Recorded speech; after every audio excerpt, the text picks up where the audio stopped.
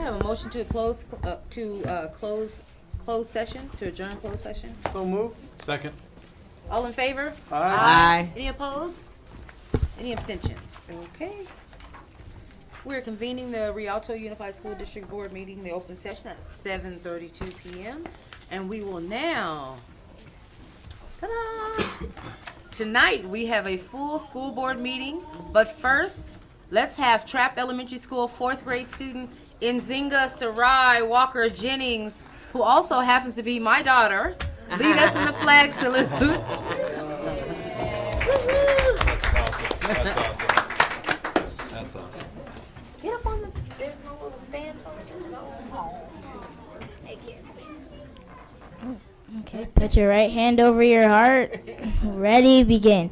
I pledge allegiance to the flag of the United States of America and to the republic for which it stands, one nation, under God, indivisible, with liberty and justice for all. Thank you. Please be seated. Thank you, Nzinga. Now, selected Trapp students will be performing She'll Be Coming Around the Mountain, a piece from their fourth grade Gold Rush program under the direction of Trapp Elementary School teachers, Mrs. Becky Hollis and Mr. Andrew Fargenston.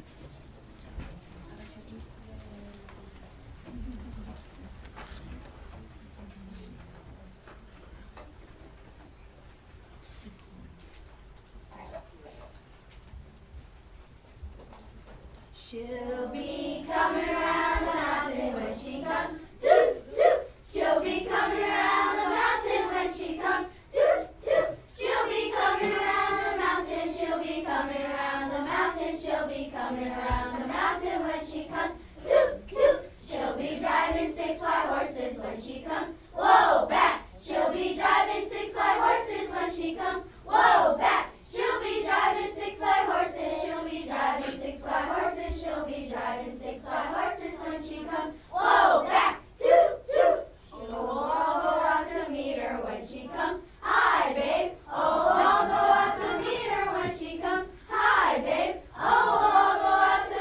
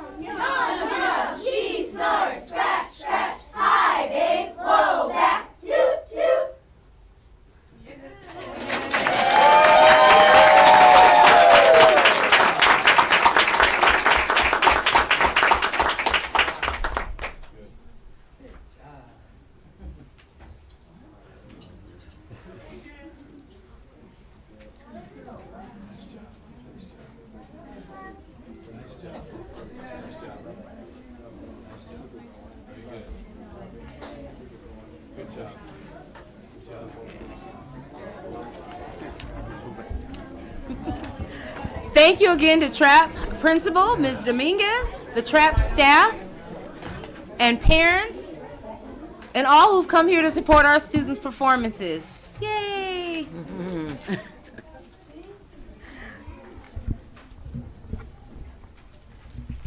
We'll now have a report out of closed session. Yes, we have several. The Board of Education accepted the request for a leave of absence for classified employee number 1779027, May 10th, 2017 through November 10th, 2017. The roll call vote was unanimous. The Board of Education took action to impose a 10-day unpaid suspension on classified employee number 1148927. The roll call vote was unanimous. The Board of Education took action to impose an 8-day unpaid suspension on certificated employee number 1658817. The roll call vote was unanimous. That's all we have. Okay, thank you. We'll move to the adoption agenda, but before that, we'll have one item that will be removed. The board would like to remove item number, section reference J 2.1 of the agenda. That will be under the place on the 39th month hold reemployment list, will be removed. May I have a motion to approve the agenda? So moved, as amended. Yes, thank you. Can I have a second? I just want to make sure we're doing it right. We're just removing one item off reference J 2.1, correct? Right, one item, which is the place for Esther Munoz. Okay. Yes. Thank you. May I have a second? We have a second. Excellent. All in favor? Aye. Any opposed? No abstentions? Okay. We forget the preferential vote And- for Jawan. I'm sorry, Joanna. That's all right. Presentations, middle school presentations. Jawan Collier, please. First, we have from Cole Middle School, Gino Roden and Carolina Sarabia.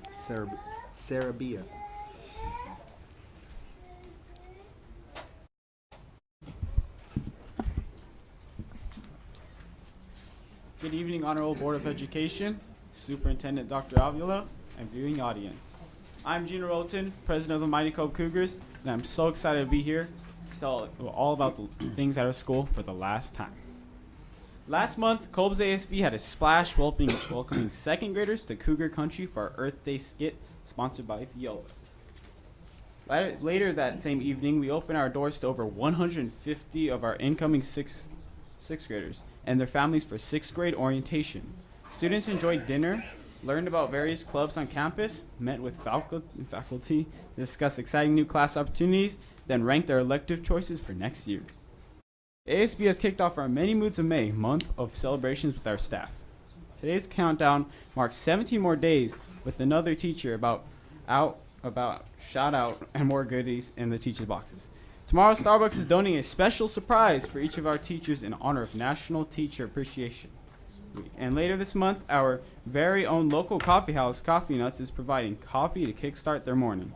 Every day this month, we are celebrating all of our victories and accomplishments together as a Cougar family.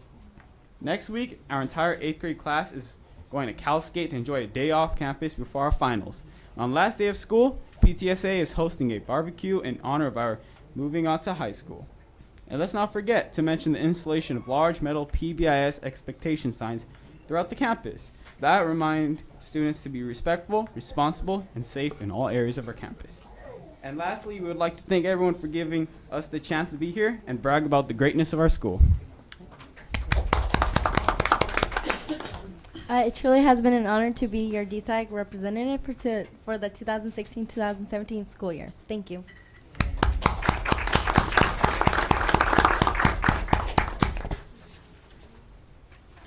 Next, we have Christian Flores from J. Hugh Middle School.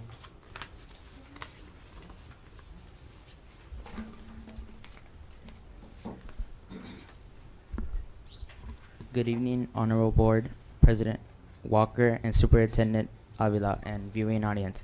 I am Christian Flores, President from J. Hugh Middle School, As the 2016-2017 school year has come to an end, we look back on the year.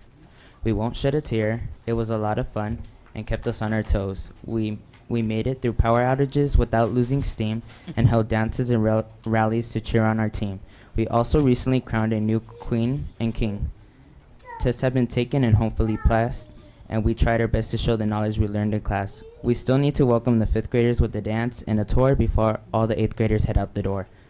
And there is going to still be a staff versus student football game to take place. Maybe this year the students will finally win. I don't know.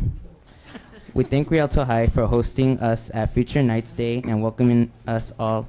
The trip has us looking forward to the fall. My time is growing short, but I want you to know that JHU has some marvelous staff and we want to recognize them. Ms. Jackson and Ms. Martinez, we realize your talent and appreciate all you do for our students on campus. We'd like to congratulate our counselor, Ms. Ross, on her retirement. Giving 19 years to JHU was never more well spent. 8th grade celebration is right around the corner, and then on to summer, which is never a bore.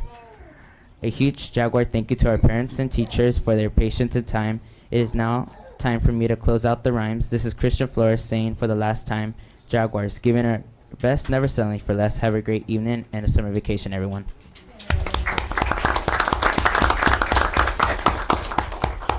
That is all, President Walker. That's it. Oh, that's it? Oh, okay. Next, we'll have Lefty's Reading Challenge presentation by Jasmine Valenzuela, Lead Academic Agent, Liberal Arts and Literacy Intervention.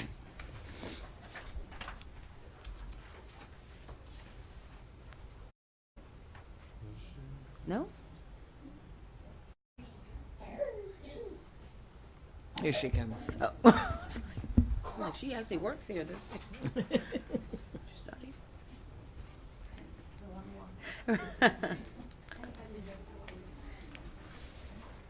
Thank you.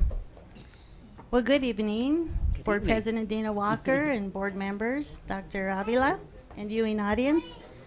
It's my pleasure this evening, in recognition of our early literacy initiative called Literacy, the Bridge to Success, and our commitment to prepare all students to succeed, the Rialto Unified School District would like to highlight the need for all students being ready by 3rd grade, reading at grade level.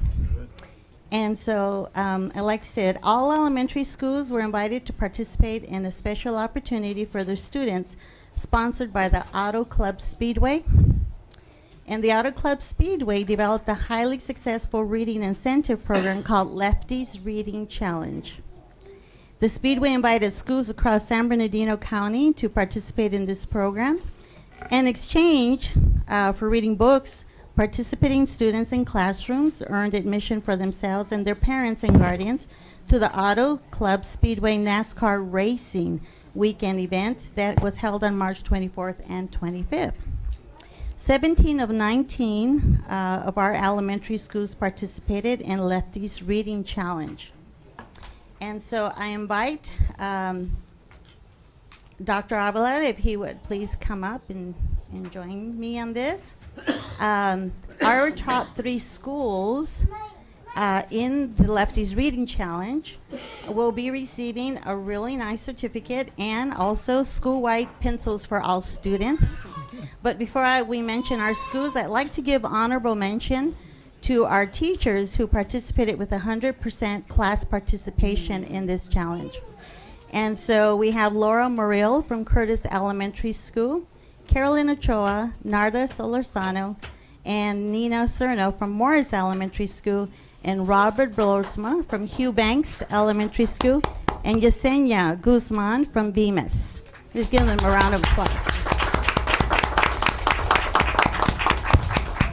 Now, our top 3 schools, with our 3rd place winner in our district, we have Hugh Banks Elementary School.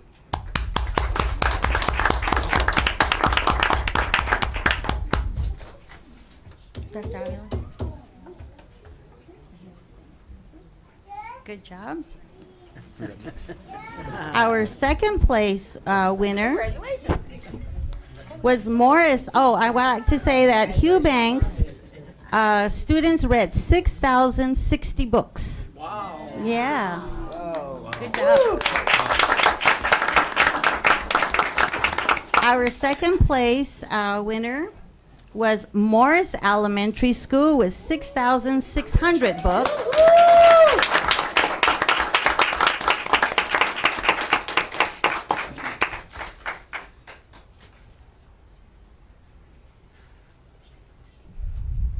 Here you go, Doctor.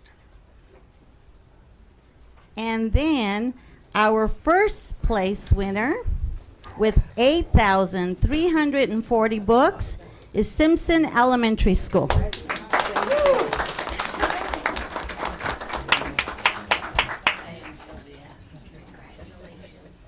And they also get a great bag that says, "I love to read."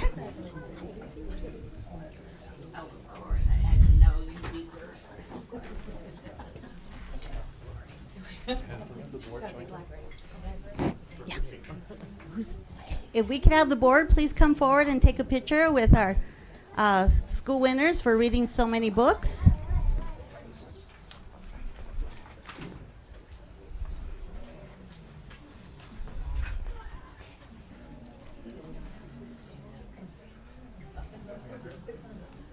Perfect. So everybody look right over here. Take a big smile. 1, 2, 3. Take one more. 1, 2, 3. Perfect. All right. Once again, congratulations and thank you. Big round of applause.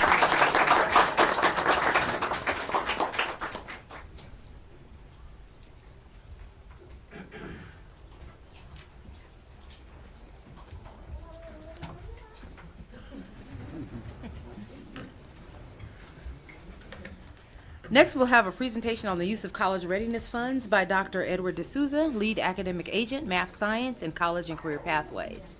Dr. D'Souza. Are we doing a... So while he's getting the presentation down, and thank you, Honorable Board of Education, Superintendent Avila, for giving us this time to present. We actually are talking about college readiness, but we're exemplifying one program, which is our AVID program, and AVID stands for Advancement via Individual Determination. I also want to thank Mr. Michael Wynn, who helped to put this presentation together for tonight.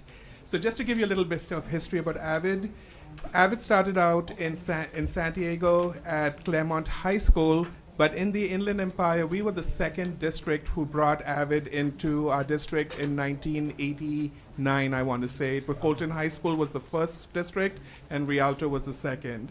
And I was actually fortunate to go through that training, which really changed my life, to see how we can get more kids involved in college and how we can make a difference in students' lives. One of the things that AVID does, it does look at kids who have high test scores but have average grades or low grades, and there's a big discrepancy, and how do we get those kids to be college ready? And that's what the whole purpose of AVID is, to get more kids college ready, to be able to get kids whose parents have never gone to college, to give them that opportunity and that structure to be able to go to college. So if you look at the data first on AVID, you would see that for each of our 3 high schools, and I'm going in the last column for this year, 93% of our AVID kids, and 2 are still on the waiting list. Eisenhower 97.5, and as you can see, there's healthy competition between the 3 schools. Rialto High School is 97.6%. While we have a UC A through G, which might be, at 45% or at 42.9%, our kids who are in AVID are reaching the A through G rate at a much higher rate, at the 93, 97, and 97.6%. Also, if you look at the AVID enrollment, because of our college readiness funds that had gone down a little bit lower in the 15-16 year, it actually has risen up again at 283, 330, and 328. One of our goals is to make each of our high schools an AVID demonstration school, and to be an AVID demonstration school, you have to have the right tutor ratio, you have to have your teachers trained in AVID methodologies, and we have been really fortunate to work with personnel who has helped us to get a lot of tutors this year. And also we're trying to get our seniors who are leaving so that they can come back and be tutors in those AVID classes. Go ahead. Okay, so we're going to hear from the 3 coordinators from the high school, and I'm proud to report that the coordinator at Carter High School and the coordinator at Eisenhower High School are former students of the district, and both have given a lot back. And actually, you're going to see that each of the schools and their principals are here tonight. We'll talk about some of the things that they have done with the college readiness money for AVID.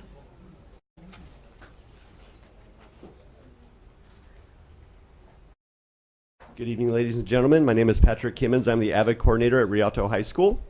You see the statistics up on the screen of our program right now. We're right near 300 students. Attendance rate is 98%, which is about 1.5% higher than the normal general population.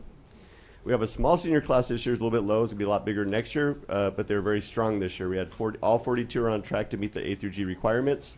41 have completed at least 2 AP classes. 37 have completed 3 or more.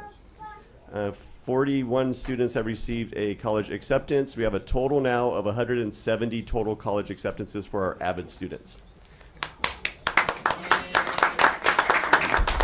I'm going to step aside and actually give you guys some time to listen to one of our AVID students. This is Leslie Sanchez. She's the junior class president. Good evening, everyone. My name is Leslie Sanchez. I'm in the 11th grade at Rialto High School.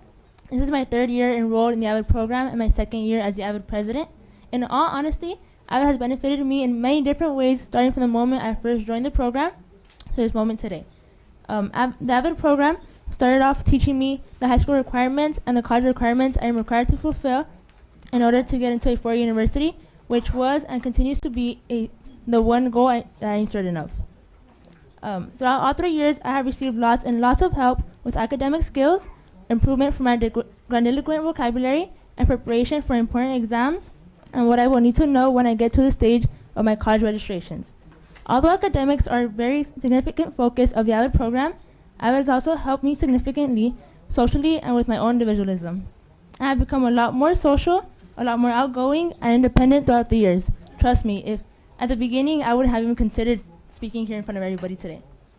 AVID has not only prepared me for what is going on at the moment, but each year it has prepared me for what awaits me in the following year.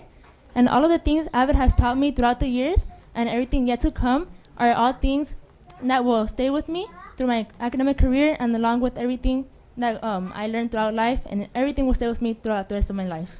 Thank you.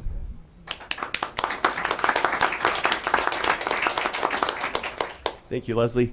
We're doing a very big effort to try to bring the AVID culture school-wide. We're trying to bring a lot of clubs and activities into our events and try to get the word out there and try to appeal to more students. One of the things we do every year is our Harvest Festival. We do this in the fall.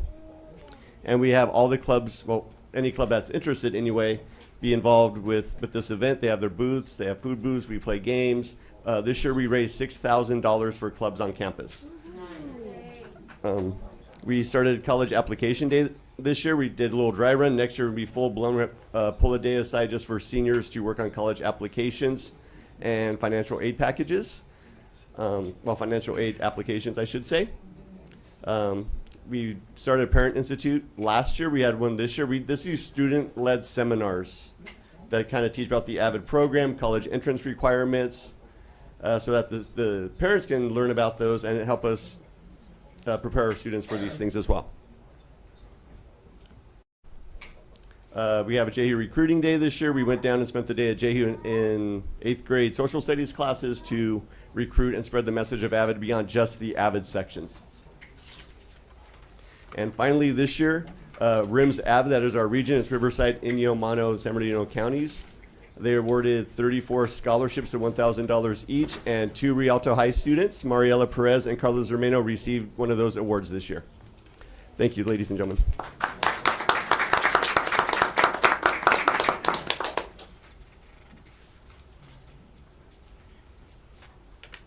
Good evening. I'm Deanna Stewart-Story. I'm the AVID coordinator. I'm also one of the 2 former Rialto Unified. I went to Trapp, Kolb, and Eisenhower. So I've got Miri McGeary, my AVID junior teacher, with us, and we've got Nathaniel, one of our AVID seniors, with us. As you can see with all of our statistics up there, we've got 272 students in our program. Our attendance rate is also at 98%, whereas CHS is at 96.5. So our AVID kids show up more regularly than the regular students on campus. All of our Avid seniors are on track to meet A to G requirements. 46 of our 56 have completed at least one AP class. 52 have already received at least one offer of admission from universities. We're still got some on waitlisted from Cal Poly Pomona. All of our Avid classes, we had an 85.66 of all of our Avid students, that's 9 through 12, had C or better in their A to G classes first semester. So almost 86% of our kids are passing their core classes, which is huge. And 100% of all of our seniors have completed community service. The seniors who have been in Avid since freshman year, which is 81%, did at least 100 hours of community service over the last 4 years. So, Nate, do you want to talk really quickly, just introduce yourself and kind of... Hello, my name is Nathaniel Omaoje, and I'm a graduating senior at Carter High School. I would have to say Avid has really prepared me coming forward.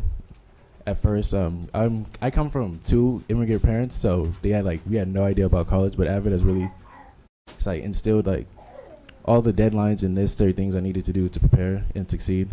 And so thanks to Avid, I was able to receive admissions from some of the nation's top schools such as UC Berkeley and UCLA, and I decided I'll be going to UCLA next year thanks to Avid.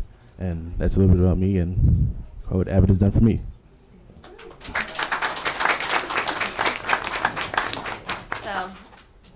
Those are just some of the events we've done on our campus. Parent nights, guest speakers. We had Senator Connie Leyva come and meet with all of our Avid kids. We're doing College T-shirt Wednesday. Our big one, though, this year, first time ever, we were able to take our junior Avid class on a Northern California trip. And this is the video. There's no audio, or there is. Okay. So, go ahead and talk about the students that are... Yeah, we had one of our Avid juniors, Mia Lara, who created this video. She put it together. She's the one, and you'll see her several times in here. I'll point her out when I see her. But we had a great trip. We visited 7 different universities. Students got to tour the campuses, really got to eat in the dining halls. That's UC Merced. It was beautiful. We really appreciated it, and the kids had a great time.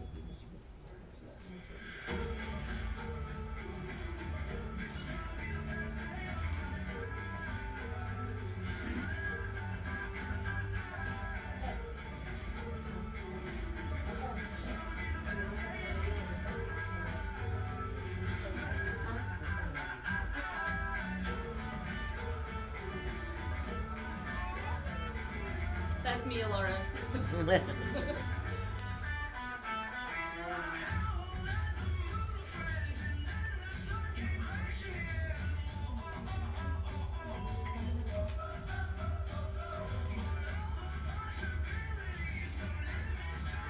Yeah, I think one of the most important things we found from the kids when they were doing this and even taking all the pictures was that schools they thought were going to be amazing, they realized, I don't really like this one that much.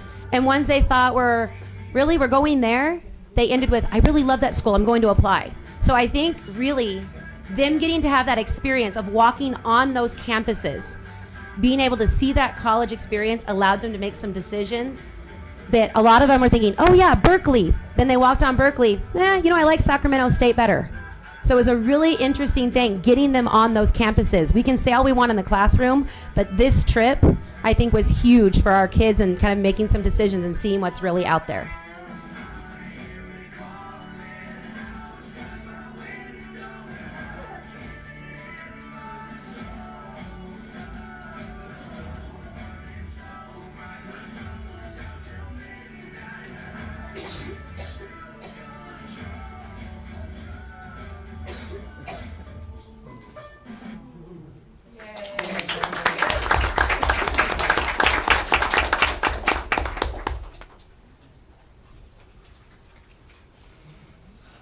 Good evening, ladies and gentlemen. My name is Vinny Ressa. I'm the Avid coordinator at Eisenhower High School. I also attended Eisenhower High School, graduated from Rialto in 1994, and that's only because they opened it near my home. Otherwise, I would have stayed at Eisenhower. So to go over some of the statistics. So myself, I joined the Avid program. I first started creating a film for the program because I wanted to make sure that it had a good image. And by learning more about the program, I became more interested and was recruited into the program and now I'm the coordinator. That's the way that works. Okay, now in 2016, we have 50 to 57 avid seniors get accepted to four-year, and we've grown drastically over the last year. 40 to 41, 40 of the 41 were accepted to four-year, and we had a wonderful acceptance rate, and the number of avid sections has steadily increased.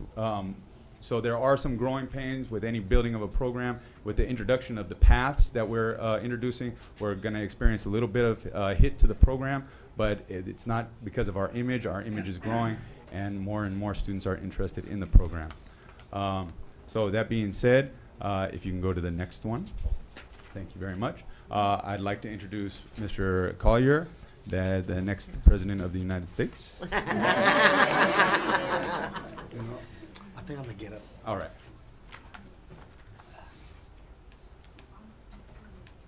Good evening, everyone. My name is Jawan Collier. I am a 6-year Avid student. I started in the 7th grade, I think.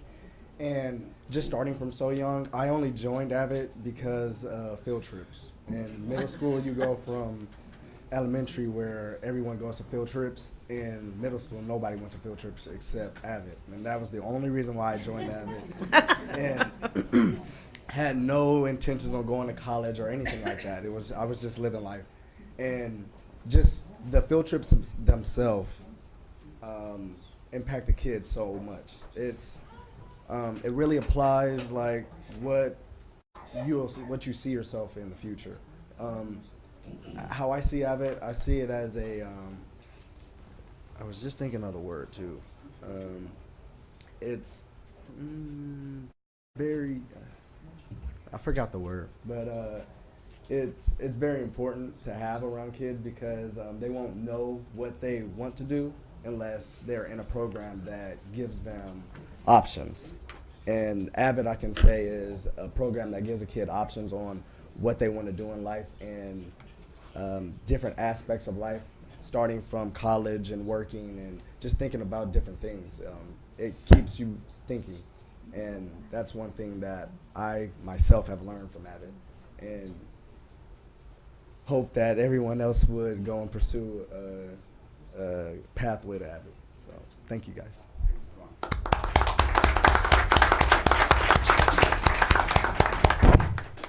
So just like Jawan was talking about, the only reason he got into the Avid was the field trips, and it is a very attractive offer. And so one of the things that I was talking about earlier is changing the image, because a lot of the times going to college isn't always necessarily the image that people look up to, even though we're trying to change that mindset. And so one of the things that we had the opportunity to do this year is we took the junior class trip to 7 Northern California colleges, and we'll be showing a video shortly that we use also for recruiting into the program. So the students get exposure to a lot of universities that they wouldn't necessarily have. And so the other thing, so we're using that for the junior class to try to make sure that the underclassmen have something to look forward to. And something that we did this year is we provided 8 university field trips to Southern California. We saw the San Diego schools, the LA schools, and the schools near here. Now, one of the things about the AVID program, it's not just about preparing the students for college, but it's also preparing their character to make sure that they can persevere through any adversity. And so one of the things that we really worked towards this year was expanding community service opportunities, because the students, as soon as they get exposure to that, they feel a connection to their community and want to try harder, look for purpose and reason for what they do. One of the things we signed up for was We Day through We Schools. It's a community service program that offers the students an opportunity to work both locally and globally. And we had a field trip to the Great Western Forum that was, it was a concert, had many guest speakers hosted by Selena Gomez. We've been getting a lot of guest speakers in to expose the students to many careers, because a lot of the careers that students know of are lawyers, doctors, firefighters, policemen, and they don't know a lot of the fields that they actually want to pursue. And so we're getting a lot of guest speakers in there, both for colleges too, to allow them different exposure to those. The Teens Make a Difference, we collaborated with the internship, and so we had a lot more students that were not only in the AVID program, the internship program, but along with our video production, we've been getting the word out to make sure that all of our campus is working out in the community. The Friday Team Builders, again, working on that image, making sure that we're also having fun, even though we're working hard. And again, the culture, the image. So every Tuesday, we dress professionally, and we have College Shirt Thursdays. And the teachers on our campus buy into that, so that gets the students to buy into that. And we also started a new video that has the teachers. We have signs that go all over the campus, ask me about college, and so we're doing video interviews with the teachers that are helping the students have access to that kind of information. Eagerness to Learn Wednesday, all of it has to do with Ike Mob. E is for the eagerness to learn in Ike Mob. And so all the teachers have opened up their classroom Wednesdays and allow for special tutoring for those students. The Step Up Community Service and Tutoring Opportunity, so that's every Saturday. We're offering opportunities around here locally. And then with the help of the tutors, the way the schedule worked out this year, we were able to send tutors into content classes, and we have now 50% of our staff trained in Avid strategies. So we're getting more of the Avid strategies taught in the content classes, and we're making that progress to go school-wide. So we've done a lot of things. I have my goals set big and large, and there's going to be some road bumps, but we're going to build that program to make sure that we're school-wide and the flagship of the community. Next up. Go, Vinny. So I just wanted to close with one video. We have several videos that are available online. Quick selfish plug. If you check out our Eisenhower webpage on video production, you'll be able to see many of the videos that we produce that help promote our programs available at Eisenhower. Now, the video, please.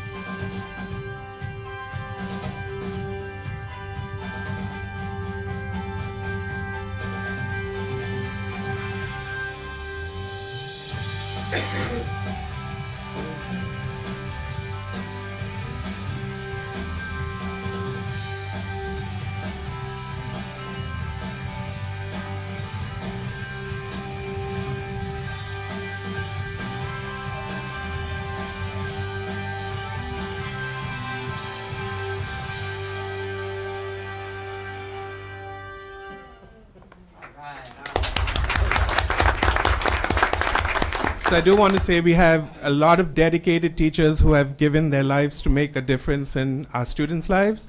I also want to say that one thing that was mentioned a lot was the strategy. So a student does not have to be in an Avid elective class, but the goal is get those strategies school-wide. And the strategies are called the Wicker method, which is writing, inquiry, collaboration, organization, and reading. And our goal is to have all our secondary schools to use those strategies so that our kids would be able to, get the same thing, not in an Avid elective. So I would end with that, and I also want to thank the principals who have actually supported these programs and are, wanting to expand it as much as possible to give more kids a chance to get to college. Are there any questions? No, just that was a great presentation, and Avid is a phenomenal program, and I've said for years that Avid strategies are the best, and I'm glad we're in a big push now to get them school-wide and hopefully see the results. Thank you.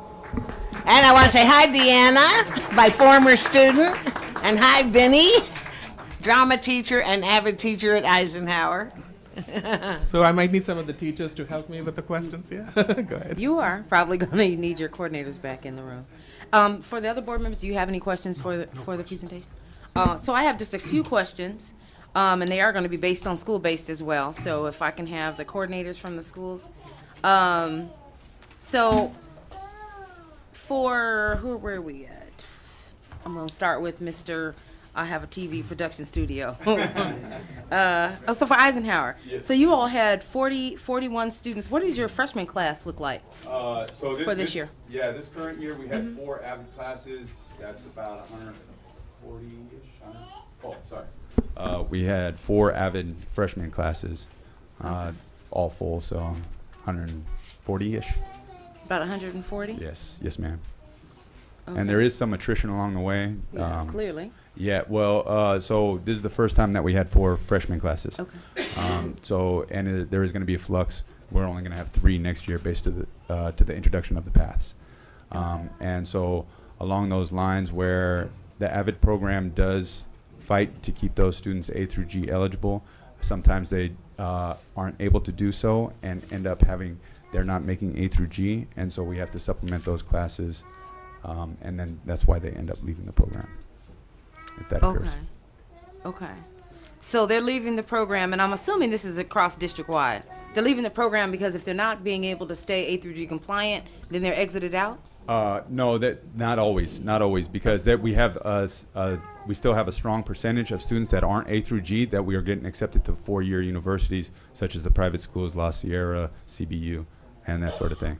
Right. So next year we'll have we'll have 2 senior classes, but they'll be larger, and then the following year 3. So no, my question was about being exited out. You Oh. mentioned about if they're not compliant through A through G, that's is looking at the attrition rate that gets to the senior attrition. That's one of the components. There would be several things that would have to happen to the student in order for them to exit. Okay, but them not being A through G compliant. That's is not one? that's not the sole right. Okay, is one. That Okay. is one. Yep. So that was my other question. And then you talked about a lot of things. I'm really excited about the things that you guys are doing. A breadth of information and resources you're providing to your campus. How has the just the culture of the school, has it changed a lot with some of these activities that you've been doing? Yeah, drastically. I don't know, Jawan, if you want to talk about some of the things, some of the changes you have seen on the. Well, just with eagerness to learn, I know a Okay. lot of kids that go into their teachers' classes. I go to my teachers' classes almost every day, and I see a lot of my friends in there. So eagerness to learn, for one thing, is very important to our school, I guess. And that's across the campus, whether they're in an AVID Yeah. quote unquote cohort or not. It's for They're everyone. participating. Mhm. You're saying, okay, excellent. Thank you. Yeah, and so we also live by the PBIS stuff. So because I've been kind of involved in a lot of things, so I kind of embed everything in everything. Okay. So the PBIS and the Ike Mob core values: integrity, kindness, eagerness to learn, Motivation, ownership, be respectful. and be respectful. So all those things are going not just for full force in the AVID program, but school-wide. Okay. Yeah. Thank you, sir. And so that just leads me to Carter. Carter, your your senior class, your freshman class. What does your freshman cohort look like this year? Our freshman cohort's about 78, I think. And how many classes? We have 3 sections of freshman AVID, 3 sections of sophomore AVID, 2 junior AVID, and 2 senior AVID. Okay.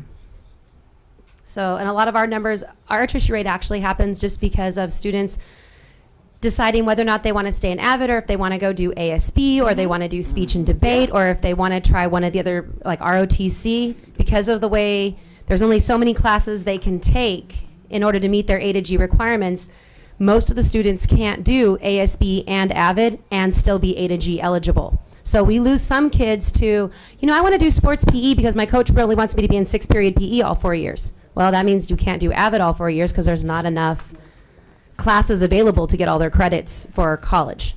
So we lose a lot of kids just for, there's only so many periods a day that they can take their classes and still get eligible for college. Okay.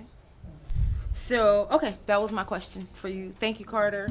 And then Rialto, same question. What's your freshman cohort look like for 2016, 2017? This year we have 3 sections. I think we have about 88 freshmen. Next year we're looking at about 114 coming in, so that's going to be coming up. Our sophomore class, we have 4 sophomore classes. We're looking at 4 junior classes next year, 3 juniors this year, and 2 senior classes. Okay.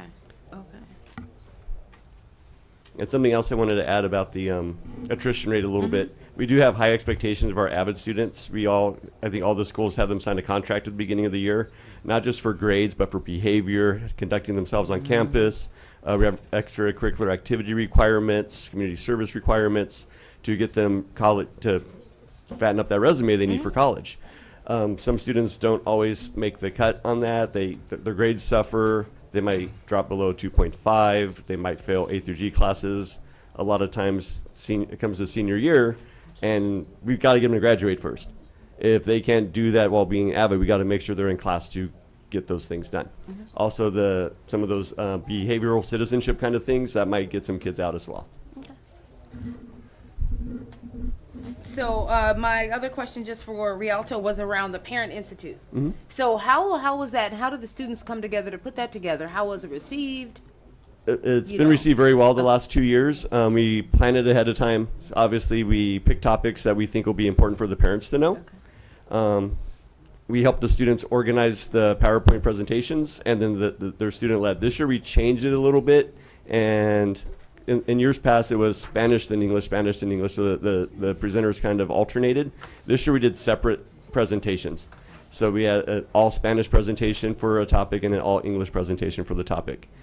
We also had a special, just entire event long one for the senior parents to talk about financial aid, because it was the time that the financial aid packages started coming in, so we can help them decipher the weird language that they have on the financial aid letters. Things that the students have to worry about, preparing them for life in dorms. I gave them a checklist of things that they would need for dorms. We talked about some of that transition to college issues with the senior parents. Okay. Thank you. Other questions for the court? So Ms. Walker, Okay. I just want Yes. to add, with the curriculum being more A through G, as you can see, we're trying to make that the default curriculum, so more kids will have that A through G automatically, so they will not be taking A through G classes as we move along and do that, know. Thank you, Dr. D'Souza. Thank you for the presentation.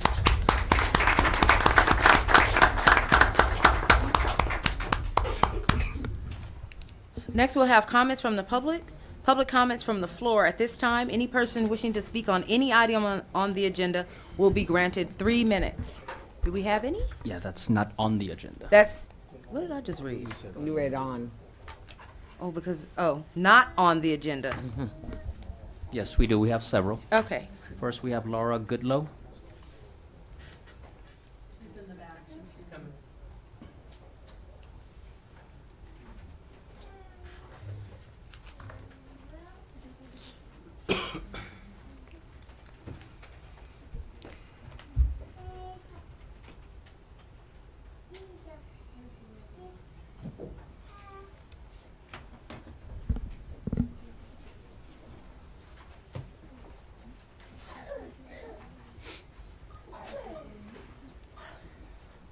Okay, good evening. Sorry, I was coming from the back there. Good evening. Hi, good evening, board members, community members, and viewing audience. Tonight I'm here to talk to you.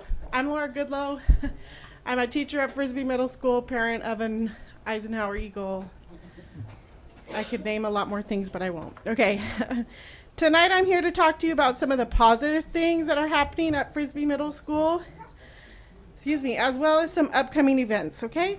So tomorrow evening, May 4th at 6 p.m., our drama troupe is hosting their annual spring play.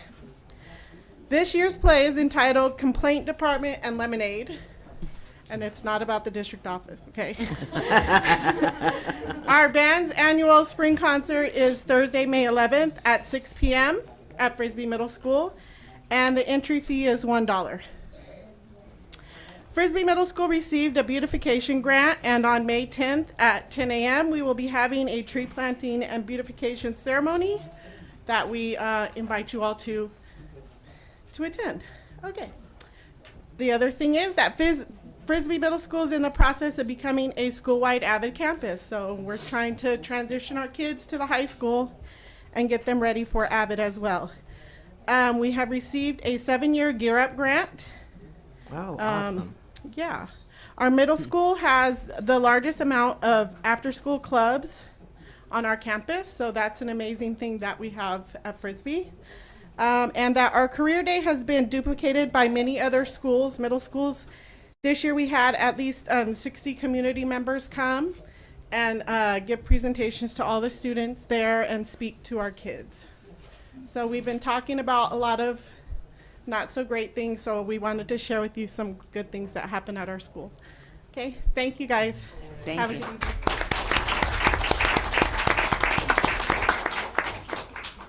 Next, we have Tina Sanchez.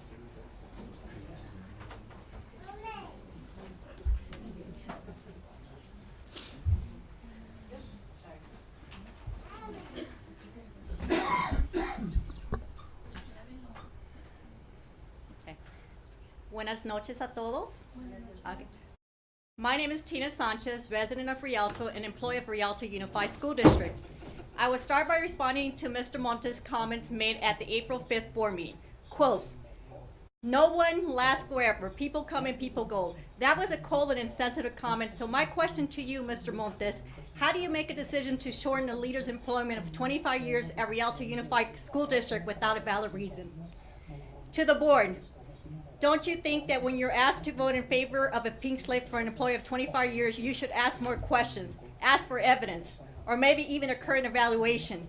Where's your responsibility as making sure that any new superintendent can't come and just start cleaning house based on whatever reasons they choose? Board, I ask you to please put a policy in place. Mr. Martinez, you stated that for the last 2 years, the community has been requesting change and that 40,000 community members voted Mr. O out. I'm an active community member as a resident of Rialto. My children are a product of Rialto Unified School District. I can guarantee you that the 40,000 that you claim are probably more like 4 parents who were made to follow rules and retaliated, or just didn't get their way, and not 40,000 disgruntled citizens. Or is Mr. O's release a case of a squeaky wheel in which a parent had her child's suspension overturned by a director in this audience because the site's administrators wouldn't break the rules for her?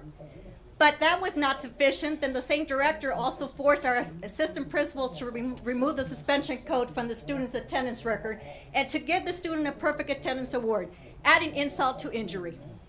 We know that that's an ed code violation and an illegal act since the student was not physically at school. This student caused physical harm to another student, and the incident was grounds for suspension. So I ask you, board members, Dr. Avila, do you approve of these unethical decisions and actions? Because your actions do not go unnoticed. This information regarding this incident and illegal action taken by this director were shared with you, the superintendent, March 29, 2017. And to this day, nothing has been done to rectify this issue. Also, I have been listening to speakers claiming how wonderful the superintendent is. These are the same people that in the past have been at the podium expressing disappointment towards the district. I'm glad that everything is better for them, but it's not better for everyone. In some cases, the fact is that maybe probably beyond better for them. At this time, I'm going to present you, the board members, photographs of these same speakers that the superintendent supports and that actually attend private social events, rubbing elbows with board members and the superintendent. I find this to be a conflict of interest as some receive paychecks from the district. And yes, it's okay that you hold a personal connection with these people, but not when these are the same groups coming around schools, harassing and attacking and filing complaints on specific administrators, which the intention of getting rid of them. Which leads me to believe that the Rialto Unified School District has now initiated Rialto Unified District Little Mafia. Thank you. I am in 3 minutes of disbelief. thank you. Your 3 minutes. I would appreciate if you would let me just finish my speech. I know that in the past you granted other people. I have. And I have. I And also- tonight we're going to abide by the Right. 3 minutes for In the everyone, past, we've been please. encouraged to share our opinions and concerns, so I think I'm wasting more time by having this conversation. Can I just finish my speech? I would like you to, we need to move to the next speaker. Thank you. Thank you.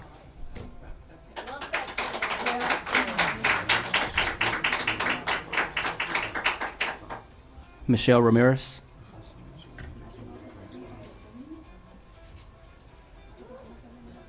Good evening. Tonight I would like to discuss hiring the right qualified people to run district departments. Specifically, my concern tonight is in regards to hiring qualified special ed director, a position that's going to soon need to be filled. For years, our district has been out of compliance in special ed, and in the last couple years, we have had 3 highly qualified people in this director position that came to us with extensive experience. They work diligently to start sorting everything out. Then they realize that they need to put their foot down on certain things, and make some changes to get us back in compliance. However, parents who are used to getting everything they want through complaining begin to complain, and you do not back your director 100%. I believe that if you have a highly qualified person in this position and you back this person's decisions and actions 100%, we would be successful, because a new director every year is not the answer. My request is twofold tonight. First, our district must have a highly qualified special ed director. Right now, the qualifications for this position are extremely minimal. In fact, it does not even require this person to have a special ed, It does not even require this person to have any special education experience, credential, or even any background at all. How do you expect someone to come in knowing nothing of special ed and be a successful director and fix our compliance issues? That sounds even crazy just even saying it out loud. A special ed director with no experience whatsoever? Tonight I am requesting that the requirements for this position be changed. Here is a copy of Fontana's special ed. Thank you. Here's a copy of the Fontana Special Ed Director position as an example. It states, in addition to other criteria, that the director must have a master's degree in special ed and at least 3 years of leadership experience in special education. And the closest we come to asking for any special ed background is 5 years teaching experience required. We'd prefer if it was in special education. For a director, this is not going to rise us up out of the cycle of dysfunction. As a district trying to create positive change, we need to set our standards high and never settle for anything less. And I am positive, board members and Dr. Avila, that you would agree we need to search for the most highly qualified person for this job and not stop looking until we find them. I would also like to believe that our strong advocates that speak out almost every board meeting fighting for the justice of our special education students would be on board with this request 100%. If highly qualified personnel are not your priority, then the agenda of the district needs to be questioned. Could you please address in your wrap-up tonight your thoughts in raising our district's requirements for this position and address when it can be done? In addition, the person chosen for this job must be able to prove their experience by making necessary changes, running the department as they see fit to get us back on track, all the while being supported by this district 100%, including not interfering or giving in to parent complaints. Oversee and support, make sure they are doing okay, but don't interfere unless you see errors being made. Give it time, wait for a positive change. Thank you.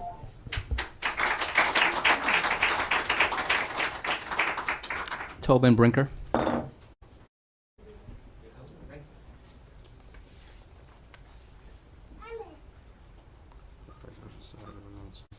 Good evening, board and superintendent and audience. I'm here tonight to share some good news. One of my colleagues already mentioned it, but we're going to be planting some trees at Frisbee.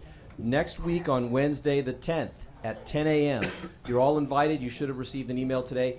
As you remember, last year we got a grant for 50 trees. We're super excited, and we want to have you come out, and we'll have the shovels ready, and we're going to dig and plant some trees. Hopefully we're going to have a lot of community support and a lot of, obviously we're going to have a lot of kids out there working as well. Should be a lot of fun, and the end result is going to be a beautiful new amenity there at Frisbee Middle School. The second thing I wanted to say tonight was a big thank you to Board Member Joy Ayala for coming to Frisbee today and meeting with teachers first and then with the group of parents. We said at the last meeting that we wanted to begin to work with you on positive change, and that we felt it was important to get a little TLC from our board members, that we've felt a little neglected. And so Mr. Ayala came out, he listened to all the issues. We talked about specific board policies that we would like to see changed, that we think would be beneficial, not just for Frisbee, but for the whole district. And it was a very productive conversation, and Mr. Ayala has offered to come back again next week to finish that conversation. And we did have one little glitch, I guess. Some of the parents received 2 different times when they thought the meeting was going to start. And so I think the parent part, definitely, hopefully next week you'll see a better turnout. I think that there was a lot of confusion about what time and where to be. So having said that, the final thing I want to say is at the last meeting, I raised with you the issue of 8th grade promotion. And so I wanted to just share with you the first steps that I've taken. Last week, I was officially elected as the middle school director for REA. I will assume that position in August, but I'm not going to wait till August to get started on that. This is a big issue for the middle schools. So this afternoon on my lunch break, I sent out an email with a 1-question survey to all the middle schools in the district, asking the question, do you think it's a good idea to require a 2.0 GPA as a condition of participation in the 8th grade promotion ceremony. By the time I left to come here tonight, I had 135 responses.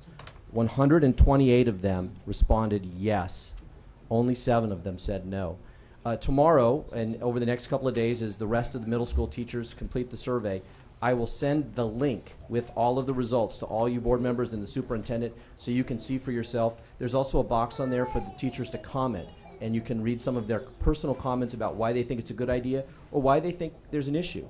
And I think it's a beginning point for a conversation. One of the next steps, of course, will be surveying our parents, and I suspect you'll see similarly strong responses from our parents. And I'd like to share the preliminary results with you now. Thank you very much.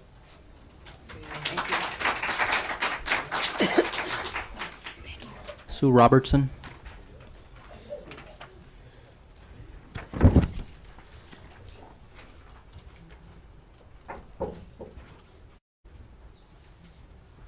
Dr. Avila, board members, and most importantly, citizens of Rialto. My name is Sue Robertson, and I have been a member of the Rialto community for 21 years. I am here tonight because honor compels me to speak out as a member of this community. A great injustice has been done to our community by your decision to remove Akilana Osandaguiki as a principal of Frisbee Middle School. This decision seems to defy logic, not only to me, but to the many diverse people who have spoken to you at the last 2 school board meetings. After listening to the speakers at the last board meeting, I understand the rationale at work here.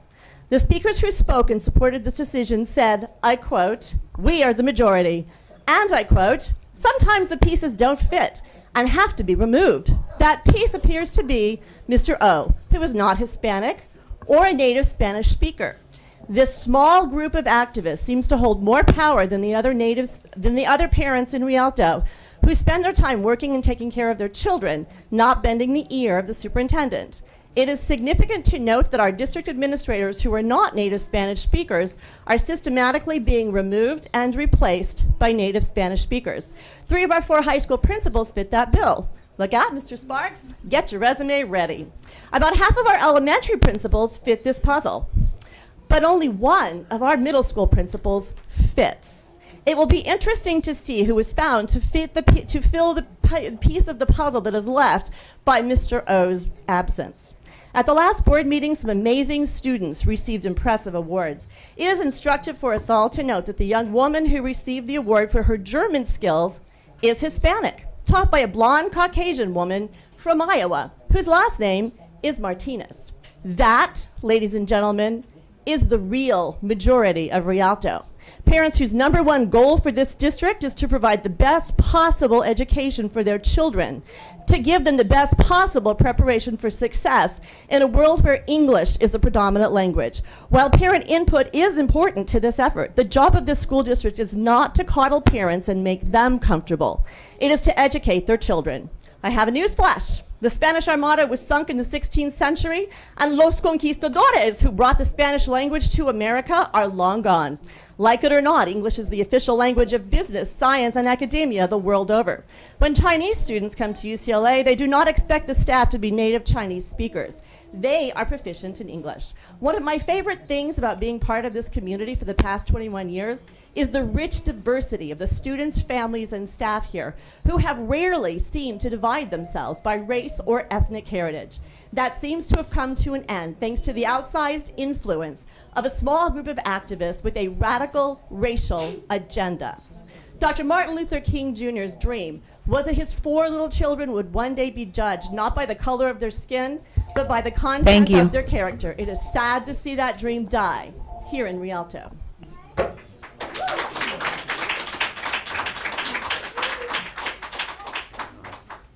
Lorette Allen.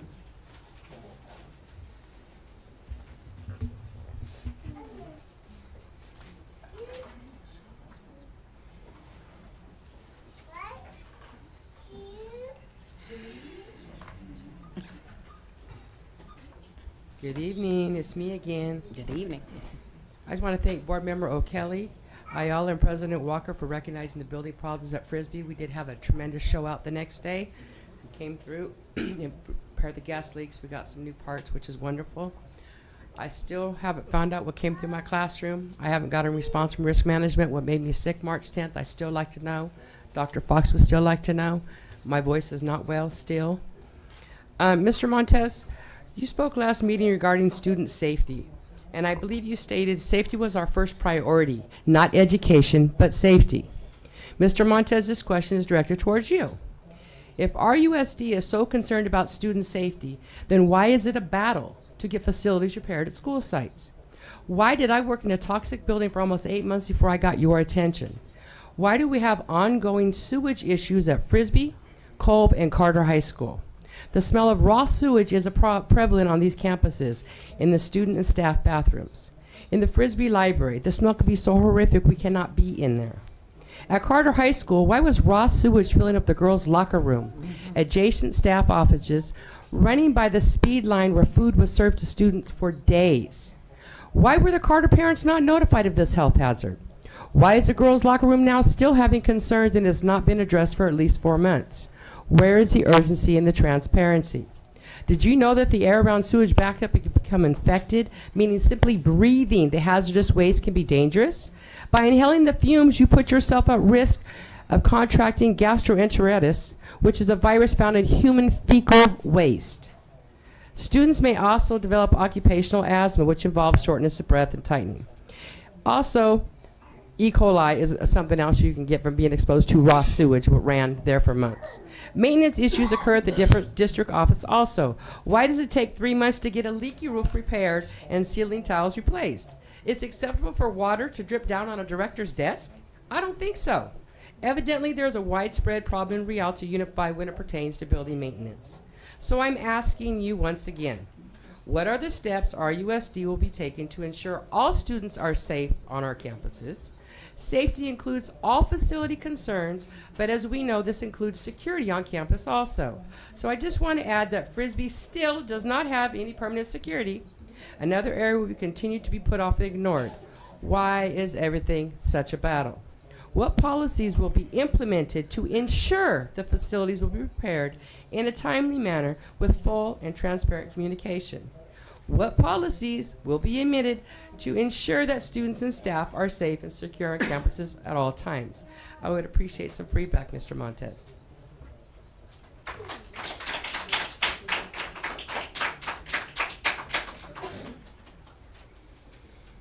Juan Rosas and Yadira Ortiz.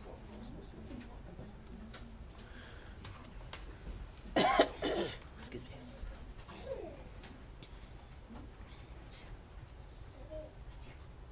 Hello, good evening. My name is Juan Rosas. I'm a teacher at Boyd, but I'm here with my wife Yadira Ortiz, not as employee here, but also as a community member. My wife and I just recently opened a nonprofit organization called Border Angels or Ángeles de la Frontera here in Rialto, representing San Bernardino County. One of the goals within our mission is to do service and give back to our community as a whole. We are an extension of Border Angels San Diego, whose goal is to assist and bring awareness about the needs of the migrant community. We are here to briefly present ways to help the community and create community involvement, as well as enrich cultural diversity here at our district and our community neighbors. One of the first goals that we would like for you to consider is painting murals at Boyd Elementary, since that's where I am stationed at right now as a teacher, but also to beautify the school environment and perhaps schools in the future. We would make a call for local artists from our community to volunteer and paint murals at Boyd Elementary. Paints, brushes, and other materials will be provided by Border Angels, as well as the liability waivers will be provided by Border Angels organization. Another goal would be to donate clothing. We have had a great response from the community to donate clothing to our clothing tree here at Rialto Unified. And I've been in contact with, I believe her name is Mercedes at the district, and we are in the process of making that donation to the district as well. Third goal will be internship and workshop opportunities. This will be future voluntary internship opportunities will be provided or available for our students. Professional and educational workshops will be provided upon request to schools, K-12, staff, families, students, and this will be also done in English and in Spanish, and we have done these presentations in the past year at the district as well. Our fourth goal that we have for you guys to present is, who we are. As I mentioned, we are here to raise awareness about who we are as Border Angels or Ángeles de la Frontera, our San Bernardino chapter, and to raise, community involvement. We are here also to educate the undocumented community, as we have done in the past, and the general public about knowing their rights, deferred action for childhood arrivals or DACA, and opportunities about going to college as an undocumented student for both parents and students and staff as well. Provide new and gently used clothing to families from newborn to adults, and also to participate and involve the community in events with Border Angels San Diego. Thank you.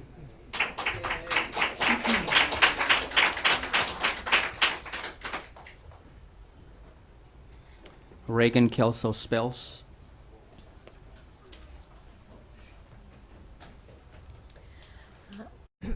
Hi, good evening, President, members of the board. My name is Reagan Spells. My heart is a little heavy as I sat here and I listened to some of the comments, because I sat in the back and I wrote out what I wanted to say, and I asked for God's words to come to me and knowing what I needed to come across to you. And I think it's interesting what I chose, which was kind of one of my testimonies. I'm actually here speaking in support of Mr. O on behalf of my family and other families who oppose the decision to not keep Mr. O at Frisbee for whatever reason. So for my testimony, I have 3 kids. I have 2 at Frisbee and 1 in high school. And when my oldest attended Frisbee, he got in trouble. And it was a difficult time for our family because it was so unexpected. We didn't even know why or where this came from. And Mr. O gave my son his punishment, but he also gave him a pep talk and about learning from mistakes and moving forward. Mr. O held my son accountable, and he equally motivated him. Since my son has made honor roll a few times, he's enrolled in honors, and he plays basketball and runs track. And this lesson was collaborative. It was a collaborative effort from your teachers. It was my son's point of reference. Mr. O is my son's point of reference as to why he's doing so well in your district. Aside from our family, it was the support that we would think and what we would want from a community that involves parents, that involves teachers, that involves the principal. So it's unfortunate that it seems like there seems to be some disconnect between the school board and the Frisbee school site. You have a lot of parents and teachers who are crying out. There are a lot of parents who can't come for a lot of different reasons. It doesn't mean that they don't care about Mr. O not being there. Our students care. My son cried to me because he's afraid of Mr. O not being there. They love their principal. So his presence is needed on our campus, and that's all I wanted to say. Thank you.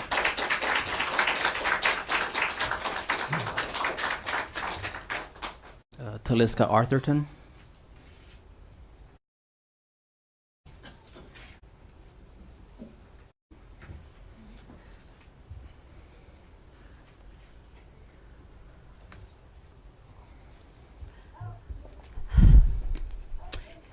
Thank you for allowing me this opportunity to speak on behalf of my son. I brought a picture of my young man because it makes a difference when we put a face to the words. So thank you for this time to allow me to advocate for my son, Brandon Arthurton. Greetings. My name is Taliska Arthurton, and I currently have 5 children enrolled in your district. Tonight, I am here to advocate for my preschooler. My issues of complaint is about accountability and consistency.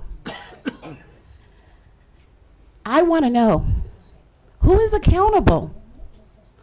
Who's going to stand up for my little guy? My son is thriving, and he really needs his speech services consistently so he can continue to thrive, so he may speak. Our special education department is in non-compliance and do not value my child. What is going on here? Who at this district meeting is going to stand up and advocate for my child? And I, as his parent, was disrespected at an IEP meeting by our very own special ed advocate. Excuse me, not the advocate. She was the supervisor. Now, I came here not to blast, because I don't feel that the very people that I'm asking for help, that I would demean, insult, or call you names. But what I ask for you to do is to hold those people accountable at the special education department. We need the director either to be removed or do her job. We need the supervisors to stand up, do their jobs, or be removed. I need that language speech pathologist to be consistent. I do not speak ill of her character because I like her. But if I think about like versus my son's services and being non-compliant, this is unacceptable. I am pleading with you. My son needs empowerment with his speech sessions. I believe in the RPAC department.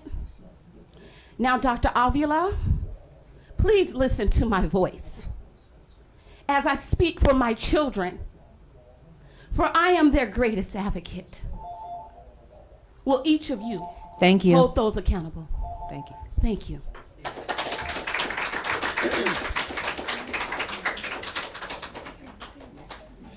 Christina O'Hanley. Good evening, gentlemen and ladies. Nice to see you again. Three things. Mr. Ayala, thank you for being there for us today. I really am very grateful to you that you were there. Mr. Mohammed and Ms. Linda Miner, I'm very grateful that you continue with the touring program at Frisbee. And I'm very grateful that you did put up for the kids. And thirdly, I just want to read a letter that my husband wrote to you guys. What he thinks, and he agrees with me. Sir, can you pass it on? Give it to the superintendent, please. Let's talk about what you are looking for in your new next principal.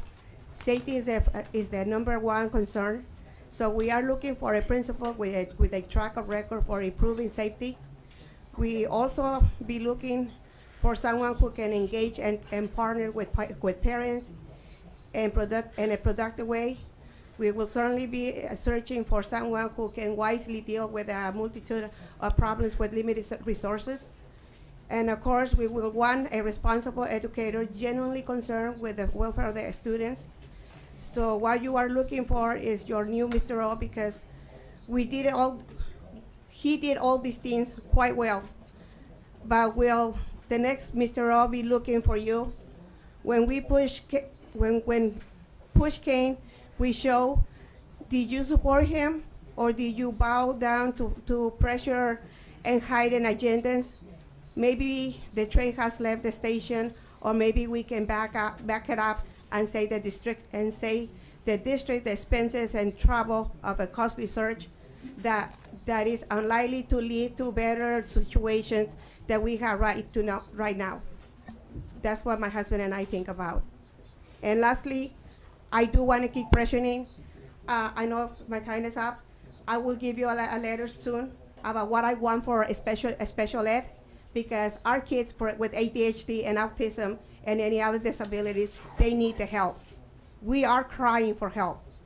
And I'm really asking for the teachers to get the training, the administrators, any member that get contact with our children, get to know how to identify, how to look with the ADHD kids. Because I'm sick and tired, the kids be put on the side and judge them as bad students, bad kids, and they go into the records, and that record follows them all the way to their lives.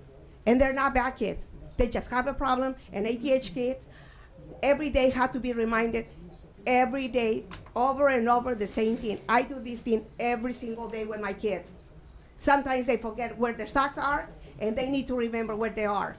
So please, I beg you, get the training they need. Otherwise, you're going to keep seeing me here. Thank you. Beatriz Gomez.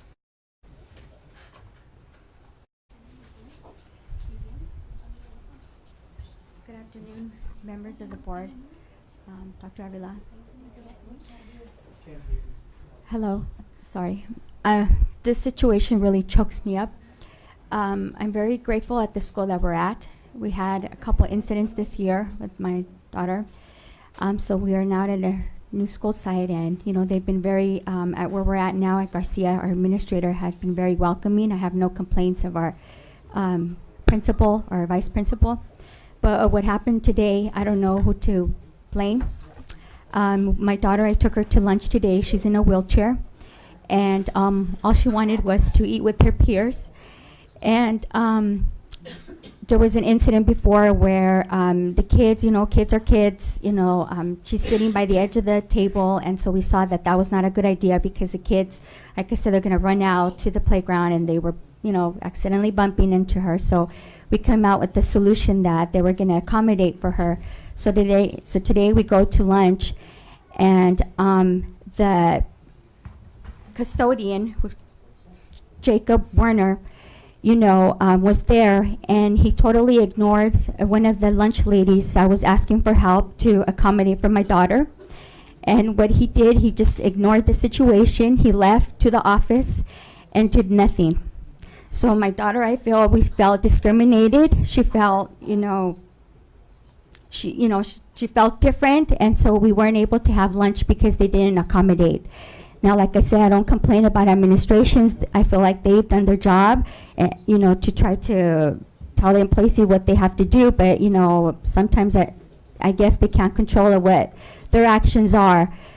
But like I said, I'm here to complain, and I don't think that was wrong. I mean, if I go to another, out somewhere, I have strangers opening the door, without saying, what, I'm not going to open the door. You're not my family member. And so I feel like this custodian, they talk very highly of him, but I think that he showed the real person that he is. I don't think, if it was his job or not his job. I mean, my daughter is one of their students from that school. And it's very disappointing for me. And like I said, the principal said she was going to take care of it, but I feel like I still need to come in and speak in regards that it's not right. Thank you.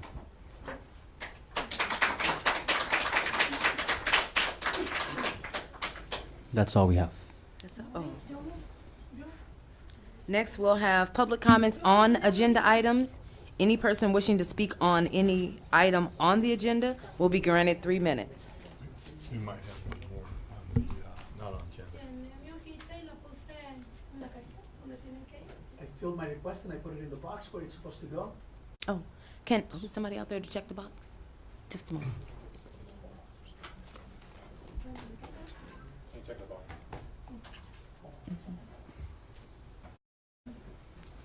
In the meantime, ma'am? Yes, go ahead. If we don't find your request, I'm going to find you. You got to give me 3 minutes.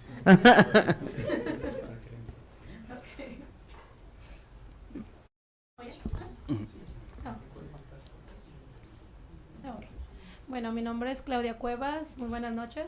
Good evening, my name is Claudia Cuevas. Y vengo en representación de Frisbee, Eisenhower y Myers.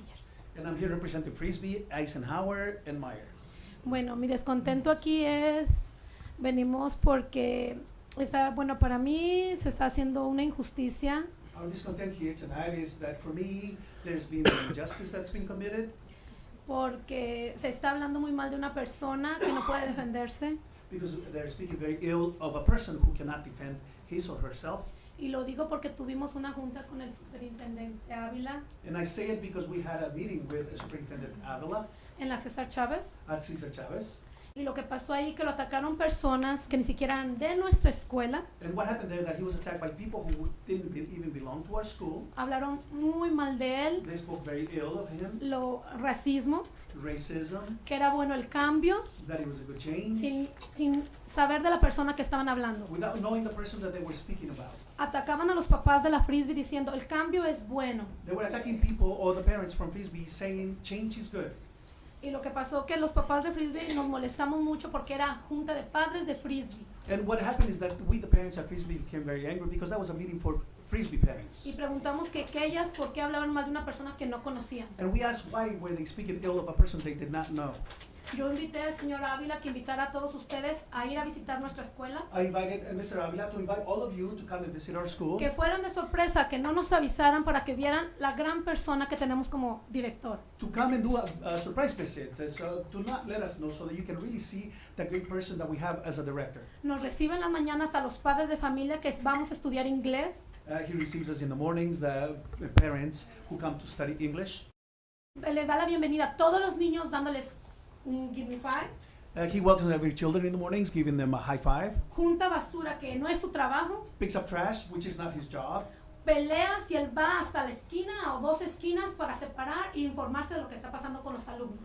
And he fights to go up to the corner or the next corner to find out what it is that's going on with the students. Él nos dijo muy claramente que no necesitaba que lo defendiéramos, que él estaba bien. He told us clearly that he didn't need for us to defend them, that he was fine. Pero yo vengo a defender a una persona buena. But I come to defend a good person. Que tengo 5 años de conocerlo porque mi niño salió de ahí. Whom I've known for 5 years because my child came out of there. He came out with good grades. Y mi niña que está aquí presente está ahí. Regresamos a Frisbee. And my daughter who's here present is there. We're back to Frisbee. Yo venía a hablar de otro problema que estoy hablando que quiero, que después voy a volver a venir porque quiero para los niños especiales también. Ese era mi punto a tratar. Pero con todo esto tiene prioridad el director. I was actually here to speak on another matter that I want to be fixed for special education children and needs that they have, but this is an entirely different matter and I had to speak about it. And I invite you. Los invito a que vayan. I invite you to come. Y nos visiten y conozcan realmente qué persona tenemos como And director. visit us and really get to know what person we do have as a principal. Muchas gracias. Thank you.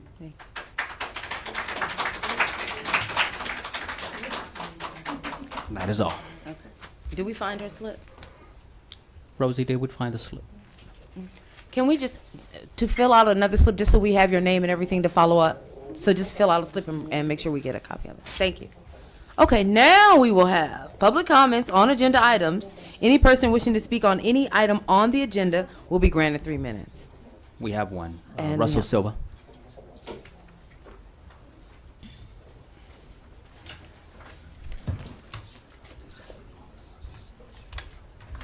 Good evening, board members. Good evening. Administration and viewing audience. My name is Russell Silva. I'm here to speak about several items. One of them is reference H51, the agreement with,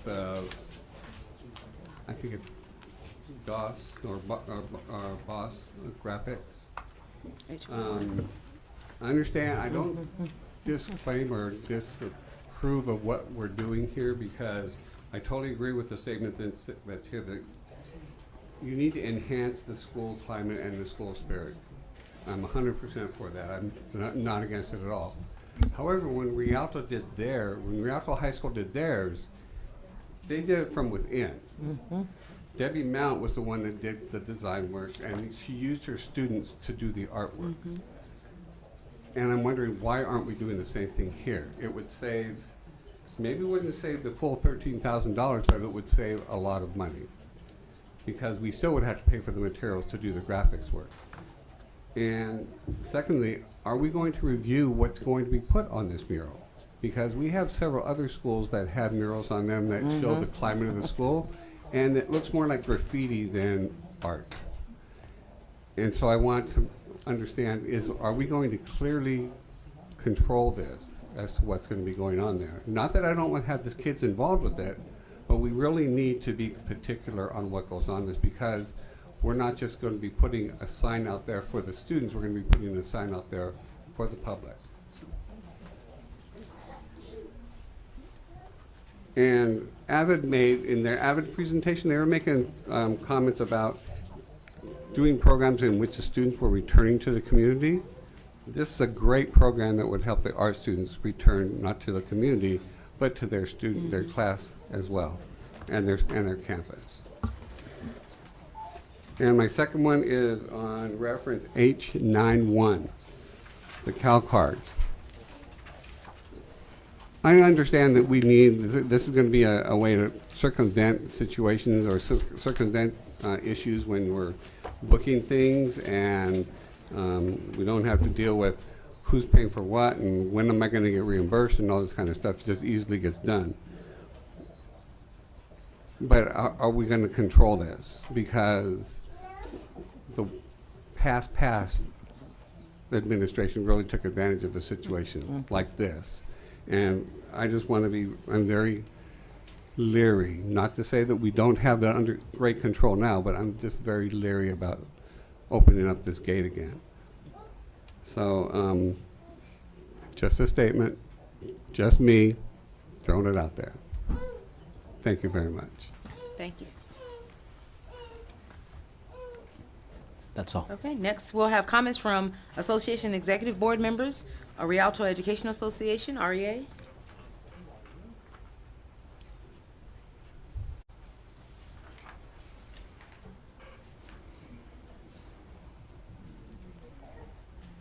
I don't think she's here. No? Lisa's not here. Oh, and I'm just waiting for somebody to run down the hallway. Okay, next we'll have California School Employees Association, CSEA. Oh, there she is.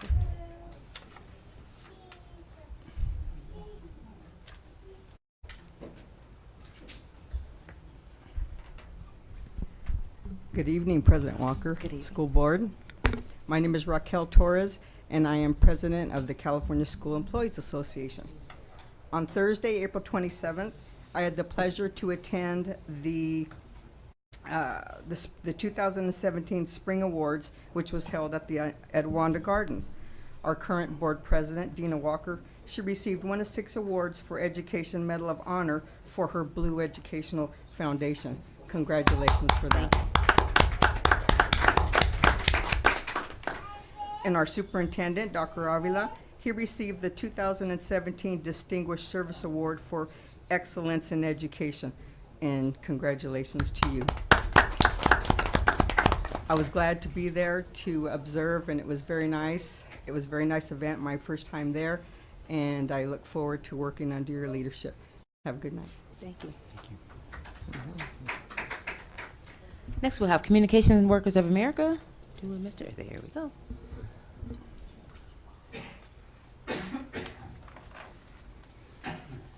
Good evening, President Walker and Good evening. Superintendent Avila. I've only got a couple things to say. I went to the Ritz, and I will say that you guys outbid me because I ended up not getting anything, even though I went in and raised my prices a couple of times.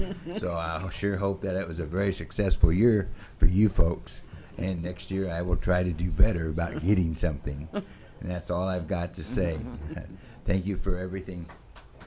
Thank you. Rialto School Managers Association, RSMA? No? Okay, next we'll move to comments from the superintendent. Thank you, President Walker. And May is a month of honoring public education locally and worldwide. In our district, we commemorate the week of May 8th, it is National Teacher Appreciation Week. And of course, May 10th is Day of the Teacher and also National School Nurses Day. At the May 17 board meeting, I will list other weeks in May that we commemorate, for example, Classified and Administrators Week. But for now, I do want to say a big thank you to all of our wonderful, dedicated teachers who are closest to the students and live in their hearts, in the hearts of many of them long after our students leave our education system. You are appreciated more than you know. And moving on to district events, it has been a very hectic but celebratory past couple of weeks. Big thank you and congratulations to our student performers at this year's Ritz. And for those of you who did not join us or were not able to join us, you missed a dazzling of talent, which by the way included some of the most talented Ritz cracker eaters west of the Mississippi. And thanks to the Ritz committee for helping raise $8,000 in ticket sales and donations and a record-setting $5,193 in the silent auction basket. Thank you so much for all the work that you did. And know that all those funds will be directed back to the classroom in the form of donations, scholarships, grants for those teachers who applied for them. Big congratulations to the Kiwanis Students of the Year from each of our 3 traditional high schools, Carter High School, Alan Daniel Romero Solorzano, and Caitlin Brantley. Eisenhower High School, Z. Wang and Coraima Wante Gonzalez, and Rialto High School, Cameron Tropez. Congratulations on being selected the Kiwanis Students of the Year. Congratulations to this year's Art Fair winners. A lot of art displayed in our West Wing over the past couple of weeks. It's amazing the talent that our kids have, and a big thank you to all of the teachers who have guided and helped hone those skills that our kids have displayed for us. Thank you to Beth Curtis and Camille Jackson and all the VAPA teachers for doing an amazing job in coordinating that wonderful event.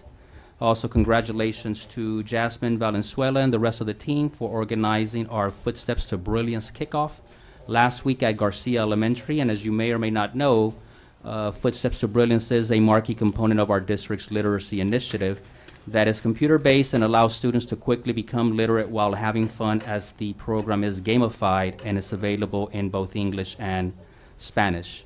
Also, big congratulations to the district team led by Dr. D'Souza and Brian Montes for leading our district in obtaining a state Green Ribbon Award, level gold. There are 3 different levels of the award: the bronze, silver, and the gold. The district was awarded a gold and becoming the first district in the county to receive such an award. And congratulations to the team from Casey Elementary School for leading the school in obtaining a state Green Ribbon Award, level silver, and becoming one of only 2 schools in the county to receive such an award this year. A couple of upcoming events, you've heard at least one of them mentioned. So May 5th, Eubanks Elementary School is having its Cinco de Mayo celebration beginning at 5 o'clock. On May 10th, 9 a.m., we have the Frisbee Middle School tree planting ceremony in the quad area. Frisbee teacher Mr. Tobin Brinkler and our ground supervisor Brian Montes are coordinating this beautification effort. Thank you, Mr. Brinker, for taking the lead. Also, May 15th, we will be having our district's Latino Heritage Celebration at Rialto Middle School from 7 p.m. to 7:30 p.m. in the multipurpose room. And our RUSD alumnus spotlight comes from Carter High School. Angelica Hope Younger graduated from Carter High School in 2009, graduated from Cal State San Bernardino in 2013 with a BA in kinesiology, concentrating in physical therapy. And she will graduate from USC with a master's in social work on May 12th and plans to join the workforce this fall in the field of social work. So Angelica, congratulations and good luck in your future endeavors. Thank you. Next, we'll have comments from the Board of Education, and if we can start with Board Member Ayala. Oh, I'm on autopilot. We'll start with our school board member, student member, Juwan Collier. Thank you, President Walker. I'll be quick. I want to first say the Ritz was fantastic. Me going my first time, seeing something like that with the students was actually really nice to see. Something that I'll come back and watch. With that, we have, counted today, 13 days left of school. And we'll be out of here. So we're looking forward to that. And next time I see you guys, it'll be, the second to last day of school? So... thank you. Good night, everyone. Thank you. Board Member Ayala. Thank you, President Walker.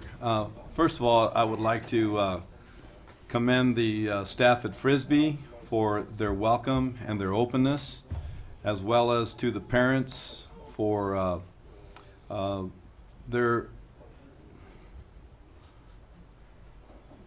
their communication and for the opportunity to give us time to try to resolve some of those issues.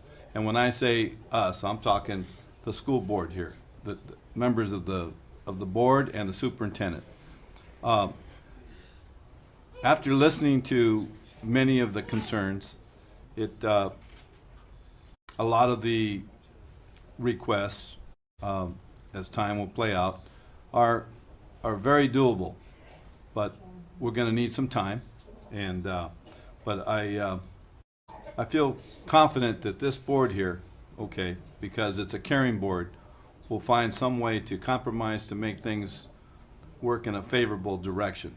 So we'll just leave it at that. One of the key words here is empathy.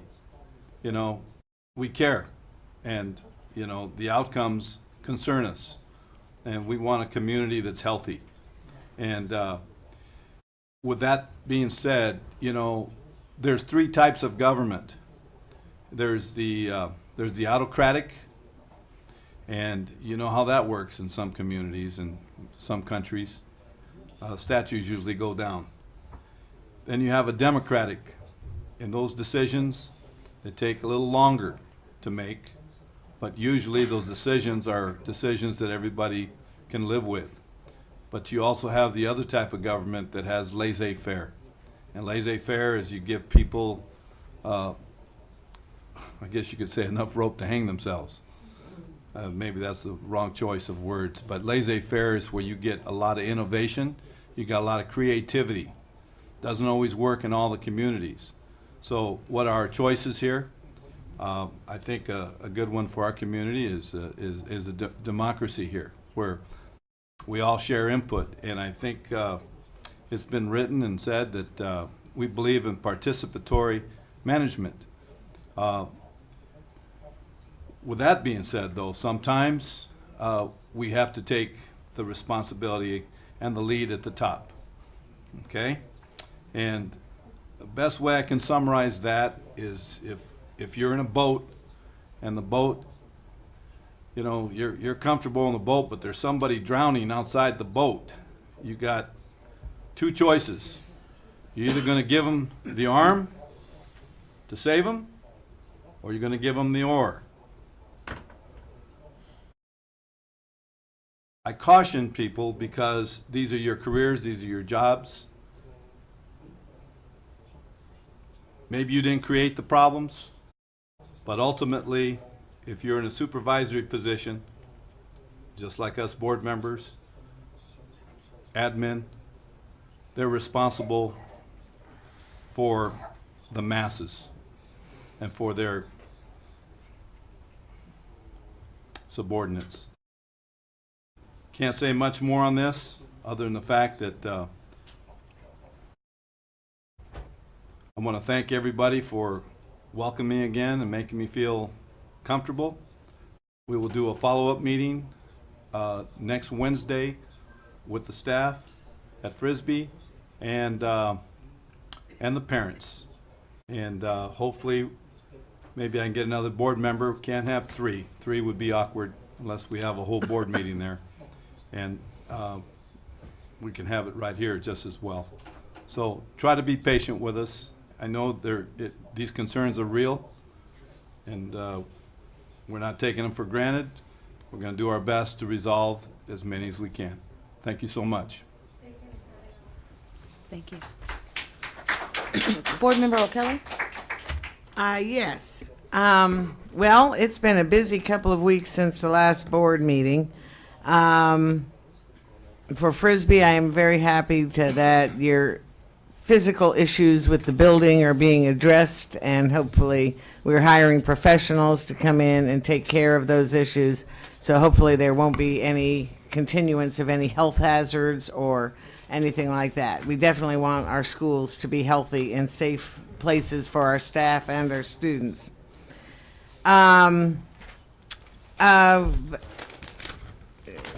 After the last board meeting, first of all, the Ritz was fantastic as always, and I wish I didn't have to leave early that night, but I did.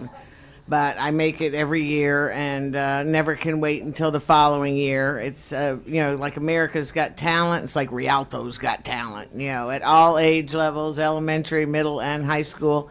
And it's so wonderful to watch the kids perform.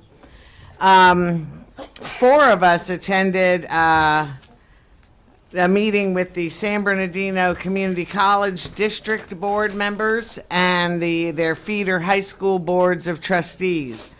And it was a very interesting session. I really liked what we were working on. We worked in groups, and the topic was, how do we provide students the knowledge and support for college access, motivation, and discipline for completion and career options?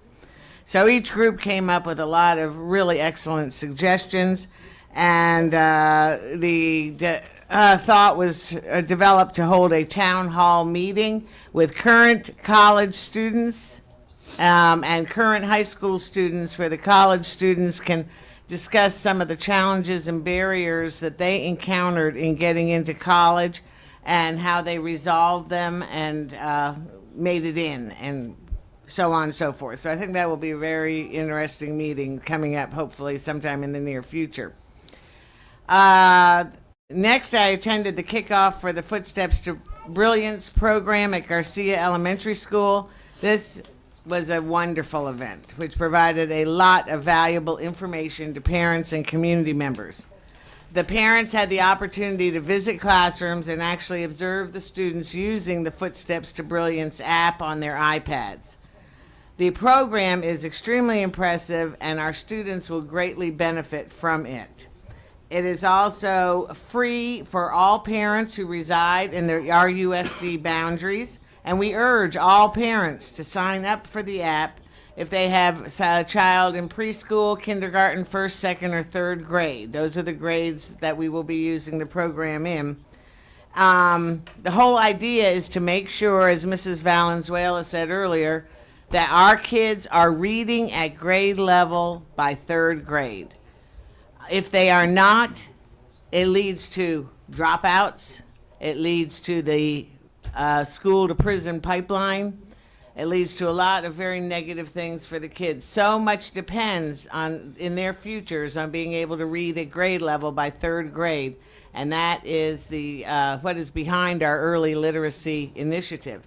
I want to thank and congratulate Jasmine Valenzuela for her outstanding leadership with our literacy initiative. I also want to thank, she had a large group of parent volunteers who did an absolutely wonderful job of helping her. I want to thank them as well. Then I attended the 2017 San Bernardino County School Boards Association Awards at Etiwanda Gardens. The awards honored 8 people for their outstanding contributions to students and to the field of education. And our own Superintendent, Dr. Avila, received the Distinguished Service Award, and our own Board President, Dina Walker, received the Medal of Honor for her outstanding work with her BLU, B-L-U. What's that stand for? Nothing. Okay. Her BLU Educational Foundation. I'm very proud of both of them. Congratulations again, Dr. Avila and Dina Walker. And what was that last thing? Oh, the news keeps coming in about all of our amazing students who have been accepted to colleges all over the country. It's always exciting at this time of year. Every high school has a ton of kids been accepted to colleges. We are very proud. But something that's a little bit unusual, from Eisenhower High School, 30 Eisenhower seniors were all accepted to UCR, the University of California, Riverside. And, well, many others, but this group of 30, it's kind of unusual for 30 kids from one high school to go to the same college. So I think it's a big pat on their back that 30 of theirs got into UCR, and they plan to major in pre-med, criminal justice, psychology, nutritional science, business, and marketing. So I'm very proud of that. I'm very proud of all of the students who've been accepted to college anywhere, but I thought this was really great that we had 30, a group of 30 all going to the same school. And May is a busy month. There's always a lot of wonderful things to talk about because we're winding up the school year. We have scholarship awards nights, we have promotion ceremonies, we have graduations, and I'm looking forward to it. However, my feet aren't. But thank you. Thank you. Next, we'll have Board Clerk Montez.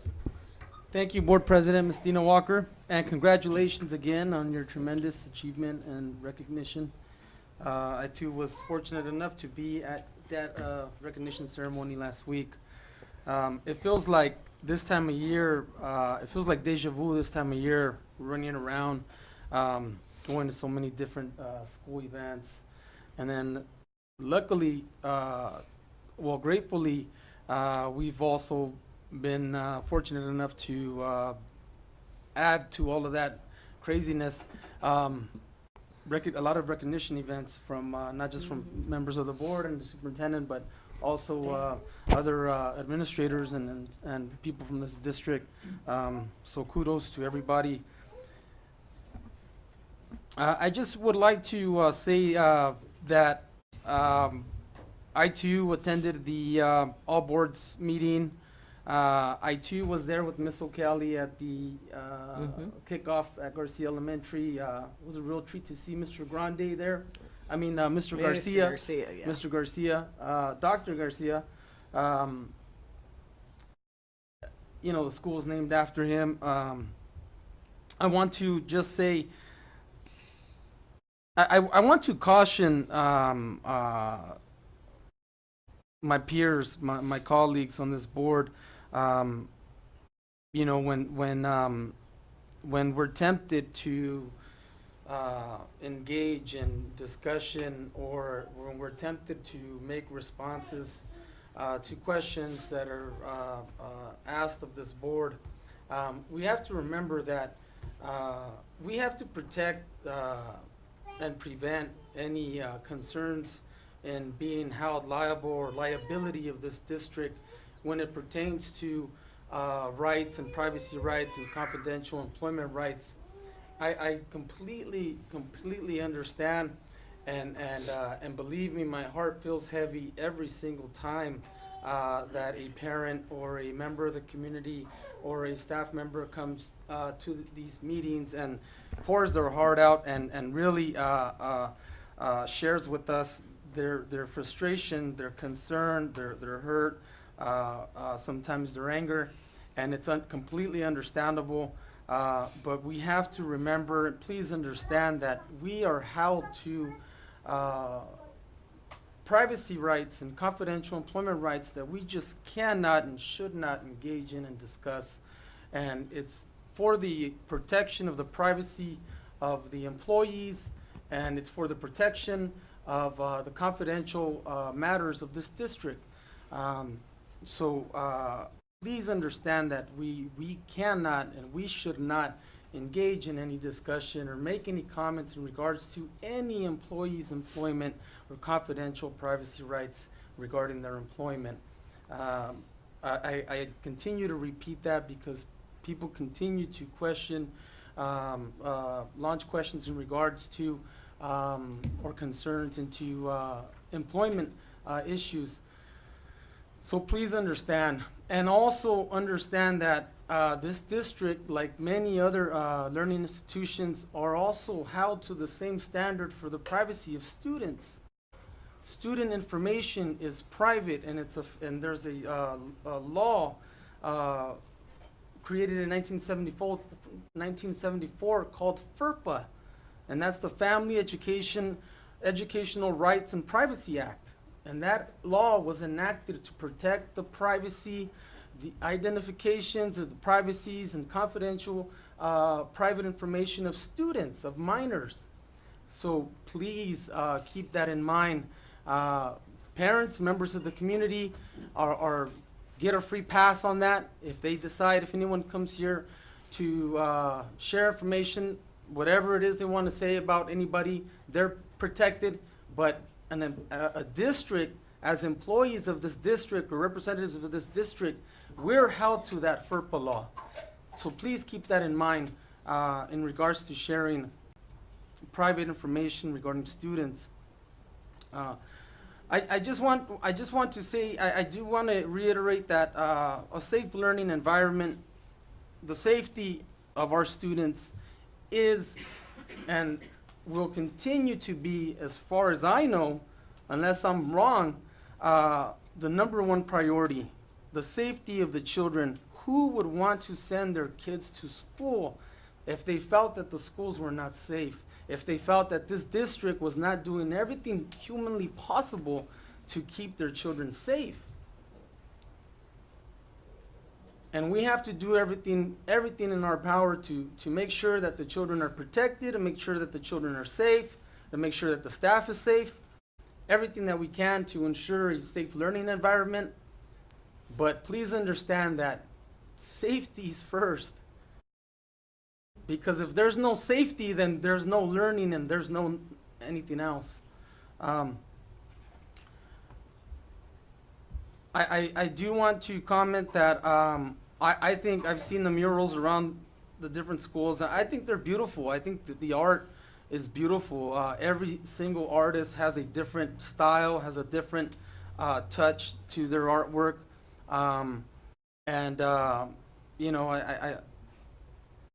I wouldn't necessarily call it graffiti, although some people out there do consider some forms of graffiti art. I think the murals are beautiful, and I think you know, it's a real nice scenery, and a real positive, it creates a real positive atmosphere to see murals with different images and drawings on some of these walls. Some schools just look so bland, just completely the same color. It's nothing wrong with livening it up with some colors. Again, I want to just I want the parents and the staff that voiced their concerns today to know that we do hear and we do feel exactly what you are telling us, but please understand that we want to protect the privacy and the confidentiality of every single person from this district. So with that, thank you. Thank you. So I just wanted to say again, thank you for everyone who did come to the award ceremonies for the spring awards, who called, emailed, or whatever, gave me a shout out on Facebook. So I really appreciate it. I appreciate the district staff for coming and supporting us. When they said both of our names, whether it be Dr. Avila or myself, our whole group just went rah, you know, like we had twice as many people. Well, we did have twice as many people there, but we had a lot of people there, and it just really showed the support and the spirit of our district. So thank you all for participating. That's because and we're supporting from us. Rialto. Right. We're known to become now the rowdy Rialto bunch, but just really, I really am proud to be a part of the district. The other thing is, I just wanted to make sure, for those of you who don't know, this coming weekend will be the National Black Grads graduation ceremony. And if you haven't known or had to find out that the date and the venue was changed, it'll be this Sunday at 4 o'clock at Casulas Arena. So we're back in San Bernardino to be able to see our students locally, and in support of some of the families here in San Bernardino with the shooting and everything, really just bringing something really great into our area again. So 4 o'clock, tickets are $5 if you'd like to participate. And our very own, because he still is our own, Mr. O will be the keynote speaker for that day. So please come out and support our students. We have almost 150 students already registered from our district to participate in that. So we'd love to see you come out and participate and support our kids and their families. And the last thing I just want to say, yeah, we've been to meetings, and there are a lot of ceremonies and a lot of things coming up as a board and supporting our schools. Specifically, I just have to talk about the Footsteps of Brilliance. It was a great opportunity for us to learn about some innovation that we're bringing to our district. I was in another meeting, just one district over, I won't name it, but anyway, in a parent meeting just the other night, talking about some of the opportunities, and they start talking about Footsteps to Brilliance, and they were like, why can't we have that in our district? And I'm just laughing, we're the flagship. So I was really excited about other people getting excited about this opportunity and wanting it for their community as well. So just to say that, thank you, Dr. Avila, and wherever Jasmine is right now, moving forward and making sure that it's happening for our community. It's really exciting. And the icing on the cake was not only the reception that we got when visitors came to the school, but I talked to the parents extensively because I was so in awe and so just amazed by their decorations, that they had put so much work and time into making the school this really first-class experience for this first-class program that we're having. And I told them, I said, I'm just amazed. Just they put so much time into. So for the staff and everyone, the parents at Garcia, they really showed up and showed out and really took pride in their school and our district. And again, I thank you from the board and everybody else, because I know they felt the same way for that experience. And that's it. Thank you. So next we will have our public information hearing. Our Williams Settlement Legislation Quarterly Uniform Complaint Report Summary covering January through March 2017. Do we do anything on this? No. No, I was just like, okay, we were responding to it. Consent calendar items. All items on the consent calendar will be acted upon in one motion unless pulled by the Board of Education members or the superintendent for individual action. Do we have any pull, or we approve it first? Move to approve the consent calendar. Okay. Do I have a second? Second. Okay. Are And there then I any? have two pulls. Okay, and what are they? G3 and H5. G3 and H5. Okay, any others? Nope. Okay, excellent. So if we have first and second, we'll have an approval of the consent items minus G3 and H5. All in favor? Aye. Aye. Any opposed? Any abstentions? That was an aye for me too. Okay, excellent. Unanimous then. And then we'll go to the instructional consent item G3. Ms. Right. O'Kelly? Yeah, I just have a question with this revamping of the health program, and we're having does the instructor for the California Healthy Youth Act rotation need to be a credentialed health teacher? Actually, I was going to say we'll let Angela answer that from Child Welfare and Attendance.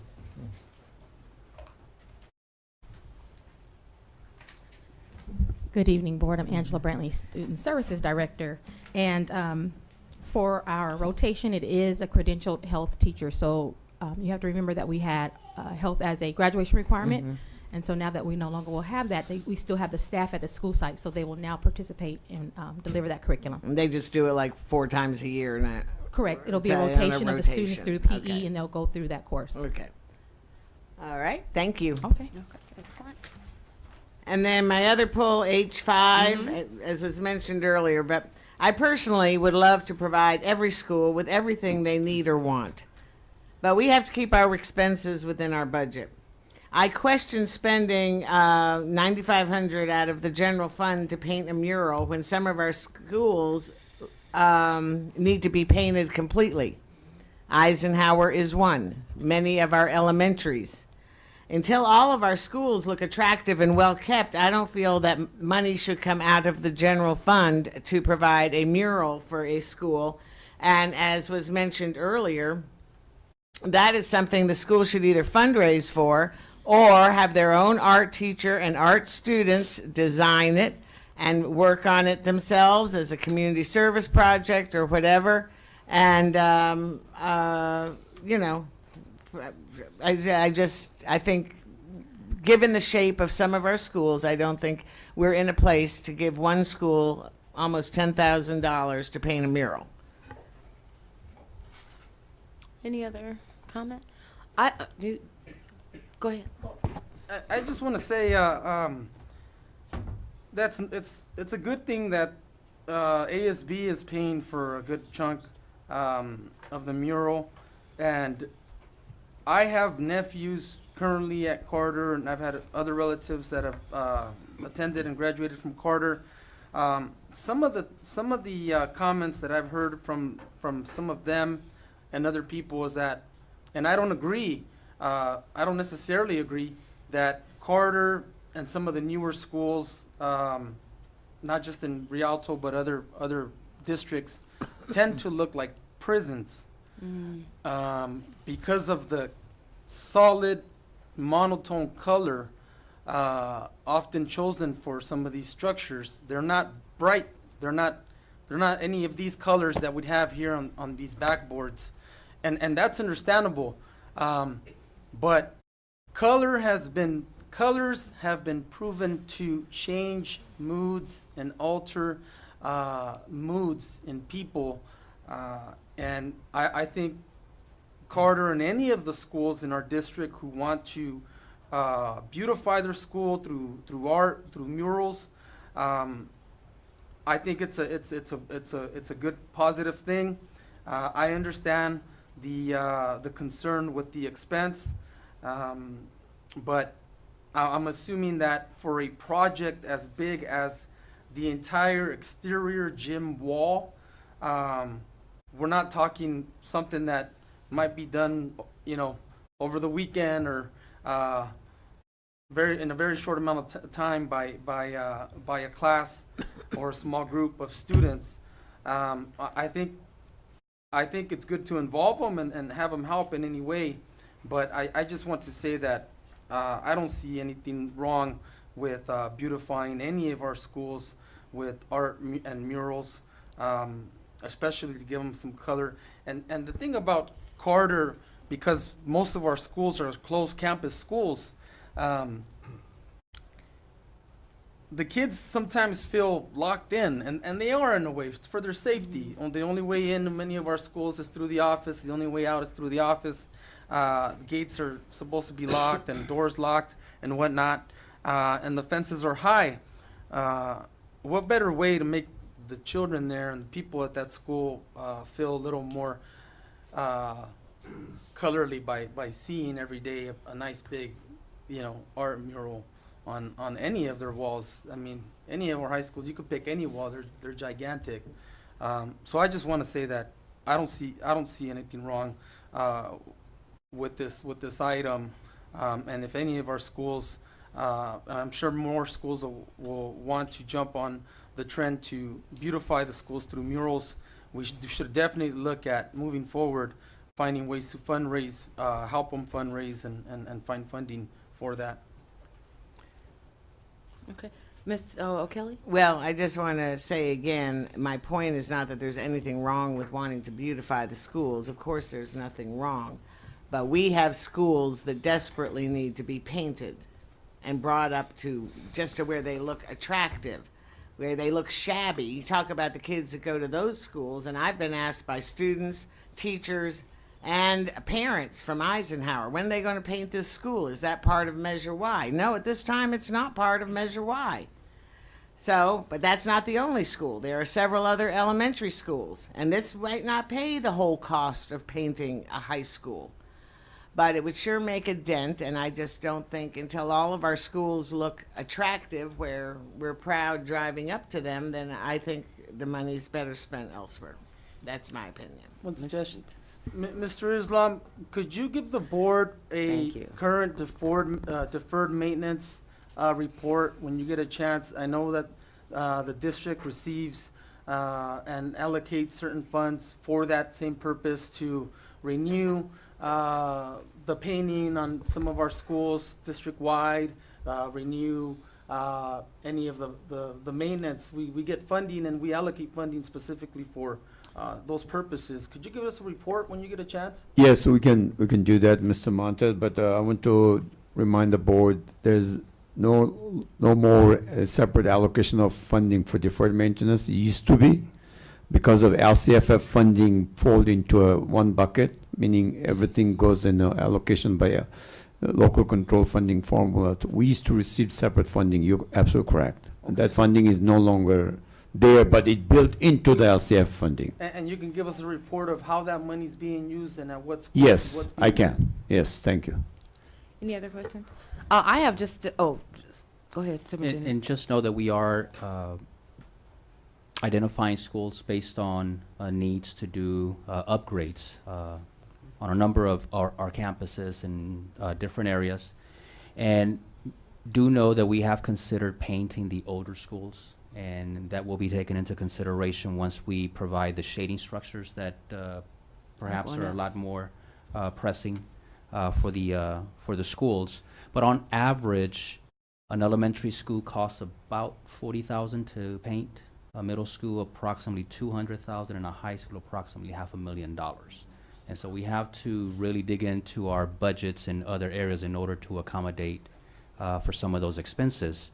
Also, as far as I know, and Mr. Islam, you can correct me if I'm wrong here, as far as the $99,000 there, it is out of the general fund, but it's the school's general fund, discretionary fund, for them to use at their discretion. We do not have, as a district, a policy on murals. It is something that I'm looking into in order to have some kind of vetting mechanism to make sure that mural proposals are presented and then approved, and that the funding sources are identified in advance before having murals pop up overnight, as we have in some cases. And so in this case, with the absent a policy, it is still technically at the discretion of the schools if they want to move forward. It is up to the board to approve or not approve ultimately, but it is used out of the school's general fund, not the district's general fund, that could be used for other purposes. Well, it doesn't So, sound, go- whenever we refer to the general fund in capital letters, that's referring to the district general fund. In this case, it is a side fund, their allocations, it's a general fund, but allocated to the school. So this is school, Carter's paying for one You're way or correct. another, they're paying for the whole. this is correct. their Okay. school, but If they're they're coming paying from for it, then I'm fine with You're that, but I believe the design should have to be approved. And it's going through a pre-approval process. And being more specific would help, you know, or if you have to put a footnote, but Ms. O'Kelly's right. It makes it seem like it's the general fund, separate from the school site. We'll make it sure, it's corrected next time. So that was my question about whether or not it was a site, out of their site budget or out of the school, out of the district-wide budget. And what I have notated too is that it says the 16-17 year budget. So this means this is already May. That means they're spending money to try to cut, from their budget from there. So ideally, this would be making this decision at this point will means that because they have money and they're trying to get rid of it.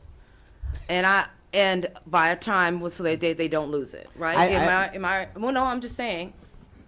At this point in time, I'm just saying that this is it's May 3rd, and it's 2016-17 out of that budget, the old budget. You're correct. This is money that had not been spent. You're correct. Right.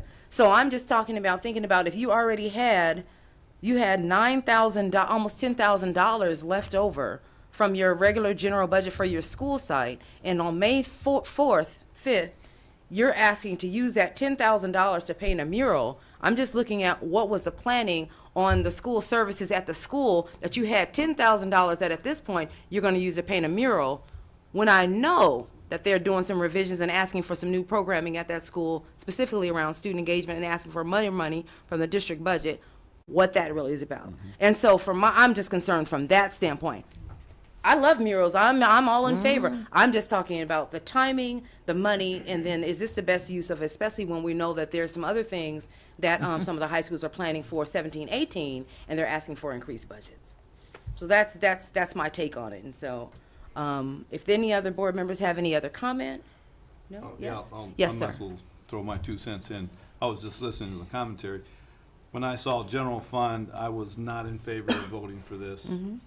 Now that it's been explained that it is up to the discretion of the particular school, which in this case is Carter High School, it's kind of like my neighbor who wants to paint his house. Go for it. Paint your house. On the other hand, I appreciate if you don't do polka dots. So because I live here and I take some pride in the community. So I've heard that. Number one, the money's coming out of their funds, and they raised it through ASB, however they did it, however it was allocated, and it's probably a good time for them to spend their money. But it is fair to the community and to the kids to get an approval on the design, so that people say, hey, we were given an opportunity, so that down the road you don't have somebody disgruntled saying, who allowed that?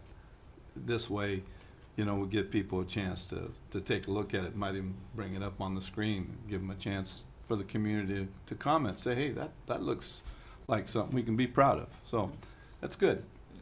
Right now, we're moving in the right direction. Usually those items end with at no cost to the district. So I'm really kind of not knowing if I'm totally believing that it's all going to be paid for by Carter. Because it was not worded that way.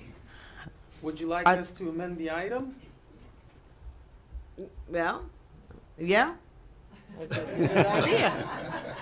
I make a motion that we amend item H5 to add Carter High School. Yeah, just put at the end, at no cost to the district. That's all you have to put. Well, technically Carter district is part of funds. the district. Yeah. No, but if it's all coming out of Carter's funds, then it's at no cost to the district. Some parliamentary help on how we could word it here. Mr. Monte, Mr. Kelly, no, we cannot say there no cost to district. Carter Okay, is a sorry. district, so we can say, we can change this from the side general fund. That would be more appropriate to okay. be more directive that where's the money coming from? That's a good one. Yes. So we'll, I make a motion that we change the wording from general fund to the site general fund. Good, Thank you. good. There we go. So we'll add the word site. Can I get a second? Second. Okay, all in favor? And now Okay I then. make a motion, nobody ahead. else? I make a motion to approve item H5 as amended. Have we approved G3 yet? No, we don't have Okay. to necessarily go in order on this one. We can go ahead and do it. So moved. Okay, any discussion? All in favor? Aye. Aye. Did All we- opposed? Aye. Did we get a second on the? Yes, on the amended. But no, on the original motion. Yes. Okay. So the county, all in favor? Aye. Aye. Okay, that's 3. Opposed, 1. Okay. Motion passes. We'll go back to item G3 and we'll have the vote. Do I have a motion to then approve item G3? So moved. Do I have a second? Second? Any discussion? Any more No. discussion? Okay, all in favor? Aye. Any opposed? Any abstentions? Excellent, motion passes. And next, we'll go into discussion item. May I have a motion to go into discussion item number 1? So moved. Second. Okay, number 1 is to approve authorization of 6 scholarship checks in the amount of $1,000 each to the recipients of the 2017 Rialto Unified School District Employee Recognition Scholarships for the total amount of $6,000 to be paid for the general fund. Any discussion? No? Okay, all in favor? Aye. Any opposed? Abstentions? Motion passes. Do I have a motion to go into discussion for item number 2? So moved. Second. Okay. Number 2 is to authorize a scholarship check in the amount of $2,000 for student board member Jawan Collier. Is there any discussion? No. Okay. All in favor? Aye. Any opposed? Any abstentions? Motion passes. Can I have a motion to go into discussion item number 3? So moved. Need a second. Second. Okay. Number 3, award bid number 16-17-015 Jehu Middle School Path of Travel Compliance Project to IVL Contractors Incorporated, the lowest responsive bidder in the amount of $184,000. All costs to be paid from Fund 21, Measure Y, and/or Fund 35, State Fund. Any discussion? I'd just like to point out that, none of this was in, when Measure Y was passed, there was literature passed out as to what Measure Y would pay for. And that has been completely changed, which actually is a violation of, because the voters voted for it on those particular items. So it just, all I can say is Eisenhower High School better look brand new by the time they're done. Any other discussion? Mr. Islam, I have a question. This item is regarding a compliance Yes, it is. issue. Yes. But why should it be out of Measure Y? The classrooms was a matching fund. State, so it was 50-50 match. So part of the matching was drawn from Measure Y fund. Mm. So when the state inspectors, when the project done, They found something out of compliance. it's a compliance issue, so we have to I correct. don't understand if something's just been built, It wasn't, relatively new, and it's out of compliance, why we're not making the companies that built it fix it. Well, perhaps I can defer this to Iris Chu, maybe you can further explain. Good point. Exactly. And then what comes next? You've said it many times, a change order. Mm-hmm. Let's go get them, Nancy. Let's go get them. Ms. Chu, thank you. Good evening, Madam President, board members, Dr. Avila. Yes, this is a reoccurring situation where we have brand new project or either this case is classrooms, two-story classrooms that was built in Jehu Middle School. It was completed 2 years ago. Right. And toward the end or during the course of construction, the DSA state architect inspector found the existing path of travel not in compliance. Why? They have certain standards that have They to be met they for them do to have enter standard like the slope, cross slope, directional slope. He got to walk across Eisenhower's campus. Broken asphalt all over. Um, But the inspection was mandated because of the new construction. yes. I know. And so it's necessary to make corrections to this area that was marked in the plans that was approved as part of the new construction plan by DSA. If we do not make correction, that DSA will not close out the project, that will encumber on the board members to be liable in case something happened. So it is necessary Well, but this, the 50% of the actual building came out of Measure Y. Then this was found. Why does that tie to Measure Y funds? Why is that not coming out of general fund? It is part of the project. It's not a separate item. It's part of the same DSA approval number. So without correction, we cannot get the new building certified by DSA.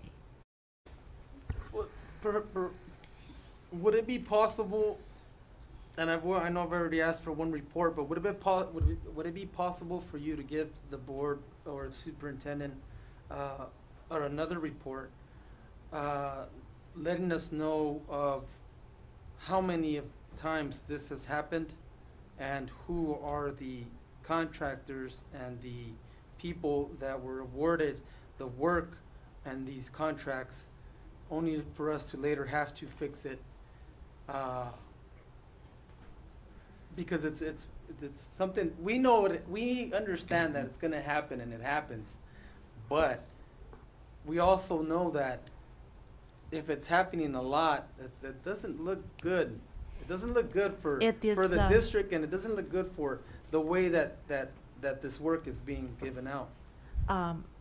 May I say that this is not uncommon in all DSA project, not just Rialto But Unified it School isn't District. common for it to happen often. It is not uncommon in other district projects. It's not in the original bid because it's to carry over from the prior project that this line represent the path of travel approved, accepted. But in time, there may be settlement. There could be the little lacks in the inspection in the past. DSA has changed its attitude on path of travel over the past few years. They are now very stringent on this clutch in this requirement. So it's not in the original bid, but during the course of construction, inspector found discrepancies. Therefore, we have to correct as a change order or after the project when we have time, like, in the summer when we have time, have the budget to deal with it. That's how we handle occurrences like this. It's not the first time in the district. This thing happened. Oh. It happened before in Carter. Remember Carter? I know, and I Yeah. said the same Other thing schools then. too. Yes. So That unfortunately, was new construction on that football field, and they caused the problem by not making the handicapped thing within the code or whatever. And I said then, why don't we make them come back and fix it? it was the carryover from the previous project that caused the later project issues. Right, in other words, the mistakes are done previously, then later have to be patched up or fixed. For instance, like in Jehu, the mistake may be there at the beginning of the school. That's, that's 20 years ago. Okay, thank you, Iris. Thank you. And one thing I'd like to remind the board, any this kind of findings by the DS, they could freeze our future project or future funding. So it has a huge consequences not to take care of it. Oh, no, we want to, and Yes. Iris just told us they can come after the board member too. Were worse consequences than the 2 years they take to approve something? It would just be nice if we had architects, when they given the plans, that they have the experience and they know Right. that, what I'm submitting might be a little higher than the other guy. But I'm telling you, there's not gonna be any change orders, and we guarantee that this project is gonna pass all the compliance issues that come forward, even if it's a retrofit. They are experienced. That's their job. That's what they do. They're the specialists. Because here we are having to go over this scenario. Even sometimes I get a little conservative hearing, but it's the same old tape being Yep. played over and over. and again. over and over. And these are, as you heard, the pre-existing condition at the time the school built. So as we're adding the project at that same locations, the DSA coming says it's kind of discovery. If we didn't build those portable classroom, JU, same thing as Carter, so it now bringing to our attention there's something left at the time the school built. Those architects are charging, 4%, maybe more, upwards of the entire project. They need to earn their money and give us the I correct agree. bids. So I of agree with course, that. it A lot of only money makes we're paying sense for them to keep raising the cost of the project to get their more money never mind. And we're not blaming Mr. Montez. We're not blaming anyone specifically. We just understand that this board's been through a lot, this district's been through a lot in the past, and we want to keep eye on, on everything. I just have this silly belief that most of our money should go to the students and, not to major corporations and architects and people like that. Okay, I'm calling for the vote. All in favor? Aye. Aye. Any Aye. opposed? Any abstentions? Motion passes. And for item number 4, to approve the memorandum of understanding with Train US Incorporated to provide a complete proposal to the district before August 1st, 2017, including engineering, construction, financing, applications, utility incentives, and grant funding towards the implementation of the district-wide heating, ventilation, and air conditioning, HVAC equipment, LED lighting, and energy management system upgrades. The total amount for the train's engineering services is $342,500 to be paid from Proposition 39 fund and/or financing options. Do I have a motion? Do I have a motion on to approve? Move to approve. Second. Second. Any discussion? Yes. Okay. I'm a little bit confused because the way this is worded. Are we being asked to approve paying Train $342,500 for the proposal? Because it says we're being asked to provide a complete proposal, and then it says Train's engineering services is $342,500. So what are we approving here? The approval, Mrs. Cali, is as you're reading, they're doing the engineering applications to the state for, as you know, Proposition 39 is the state energy program. So all the things they listed are considered the engineering services. You're correct. So basically, the cost of the proposal is $342,500? No, it's not only proposal, they're going to do the work. Okay. Thank you. And this is the design, engineering, and everything else, but it's not the doing the work when I didn't mean that they're doing heating, ventilations, and air conditioning and LED lighting to every side.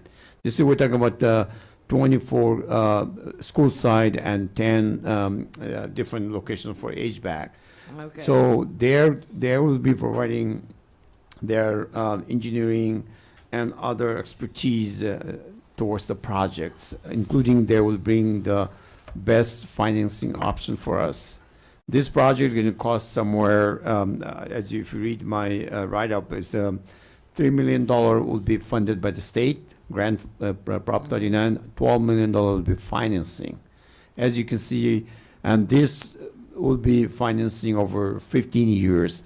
How are we going to pay this? It's kind of you're borrowing money. But the fact of the matter, we're spending the money average, every year, fixing up, and this money will be, this loan will be paid from the savings. So we anticipate about savings about $700,000 per year, with the repair, maintenance, and replacement. And as the school are old, some of the purse or replacement is not there anymore. You're thinking about heating, ventilations. Look at this building. Because of the conditions we suffer every board meeting, the temperature. Please don't Yeah. turn the temperature down, up, whoever No, keeps it's- turning it up. It's down. It's all the way down. Thank you, Dr. Avila, for turning it back down. Jesus Christ. Even it's down. It was 94 degrees earlier today. It was down, but the building being old and the system we have, we are working on to replace it. So, It wasn't down, though. Somebody had it at 75. Board President, if you don't mind, I have somebody from Train, maybe Somak, can you give a little highlight the role you're going to play? And they bring a lot of money for our district to the Prop 39, and they're the expert, and I will prefer they can make some comment. And thank you. Good evening, board. My name is Somak Roy. I'm an account executive with Train. So just to kind of go over what Mr. Islam has already gone over, the engineering services, just to clarify that a little bit, we just discussed some of the hassles with DSA and how that can lead to change orders and such. So the purpose of this fee is to figure all that out before you engage into the project. So what we're doing as part of this proposal is we're actually putting feet on the ground, going out and doing the engineering. There's a lot of structural, mechanical, electrical, things like path of travel that come up. So we're vetting all those issues, and we're figuring out what the total cost of the district is going to be, and what's going to have to be financed. And we know there's a finite amount that will come out of the grant funding. So what this allows us to do is essentially give you a proposal to which there are no change orders. So when we provide a proposal to you, that's a proposal that's a guaranteed maximum price, and it's also backed up by an energy savings guarantee by Train. And the way that works is we're going to stipulate an energy savings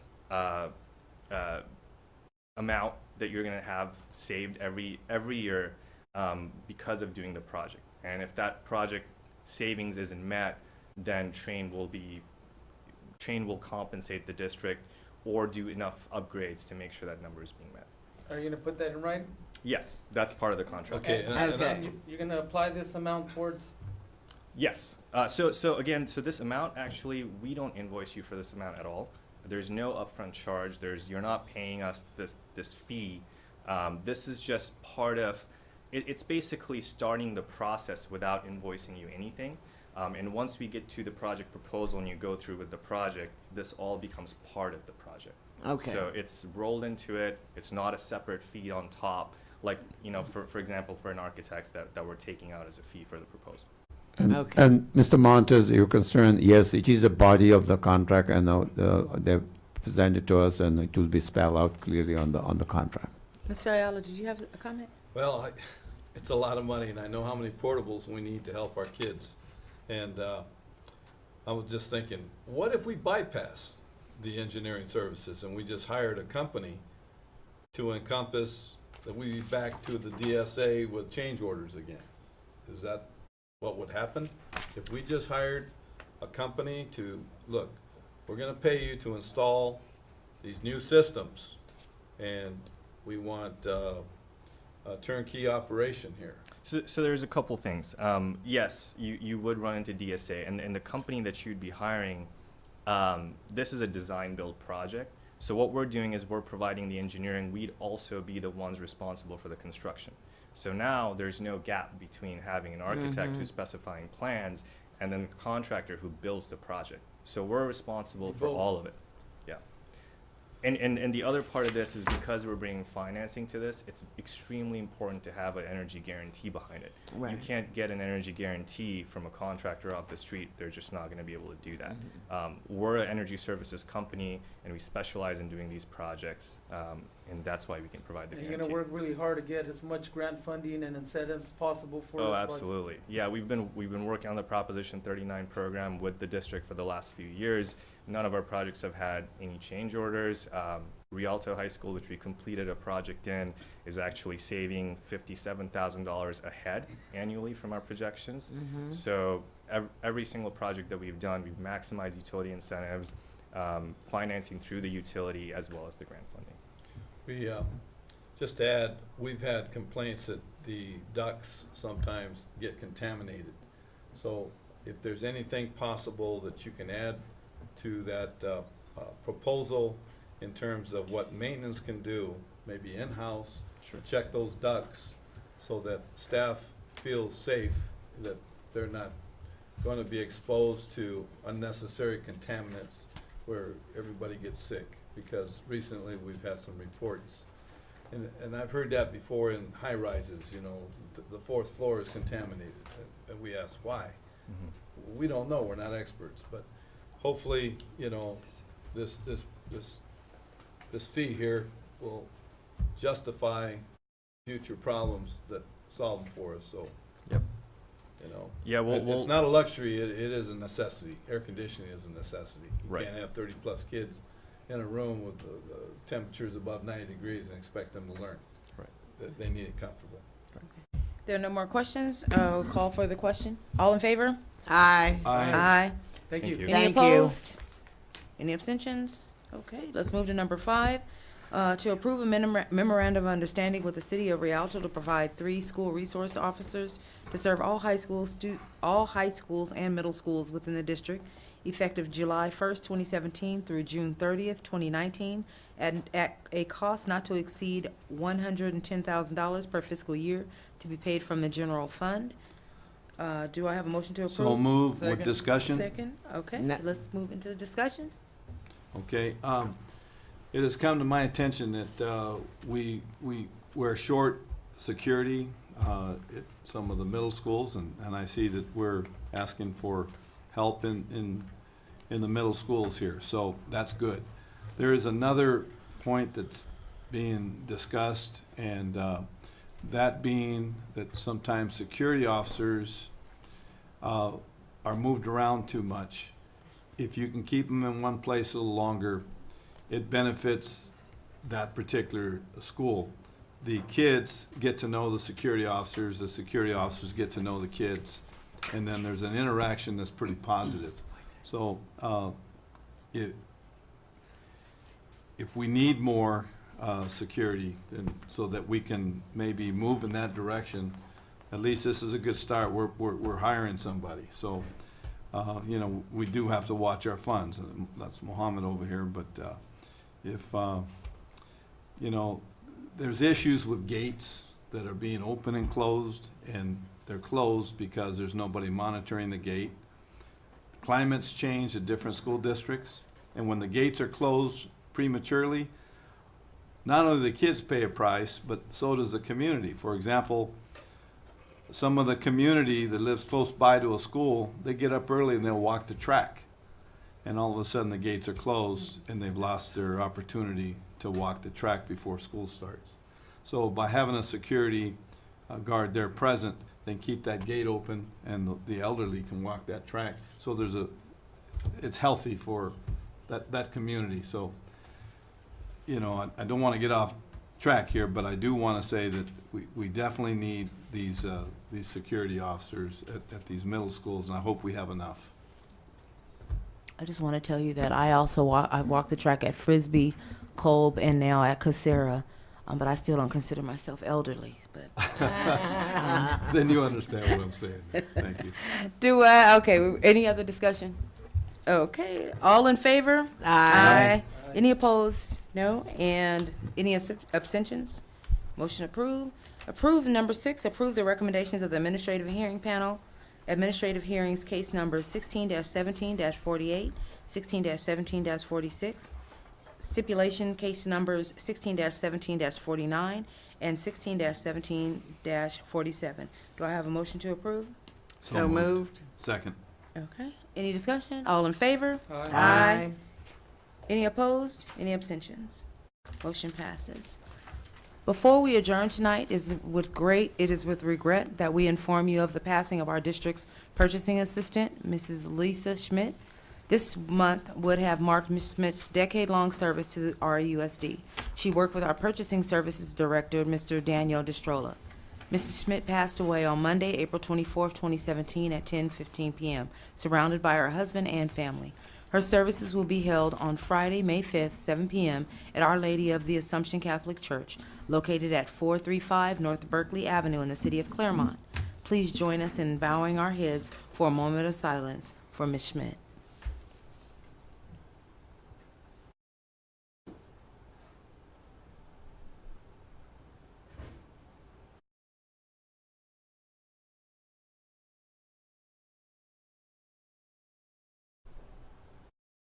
Thank you. Our heartfelt condolences are with the Schmidt family in their time of great loss. And lastly, do I have a motion to adjourn the meeting? So moved. Second. All in favor? Aye. Any opposed? No. No abstentions. Good meeting. Meeting Dina. is ending at 10:12 p.m. Good meeting, Dina. Thank you. Good meeting, Edgar.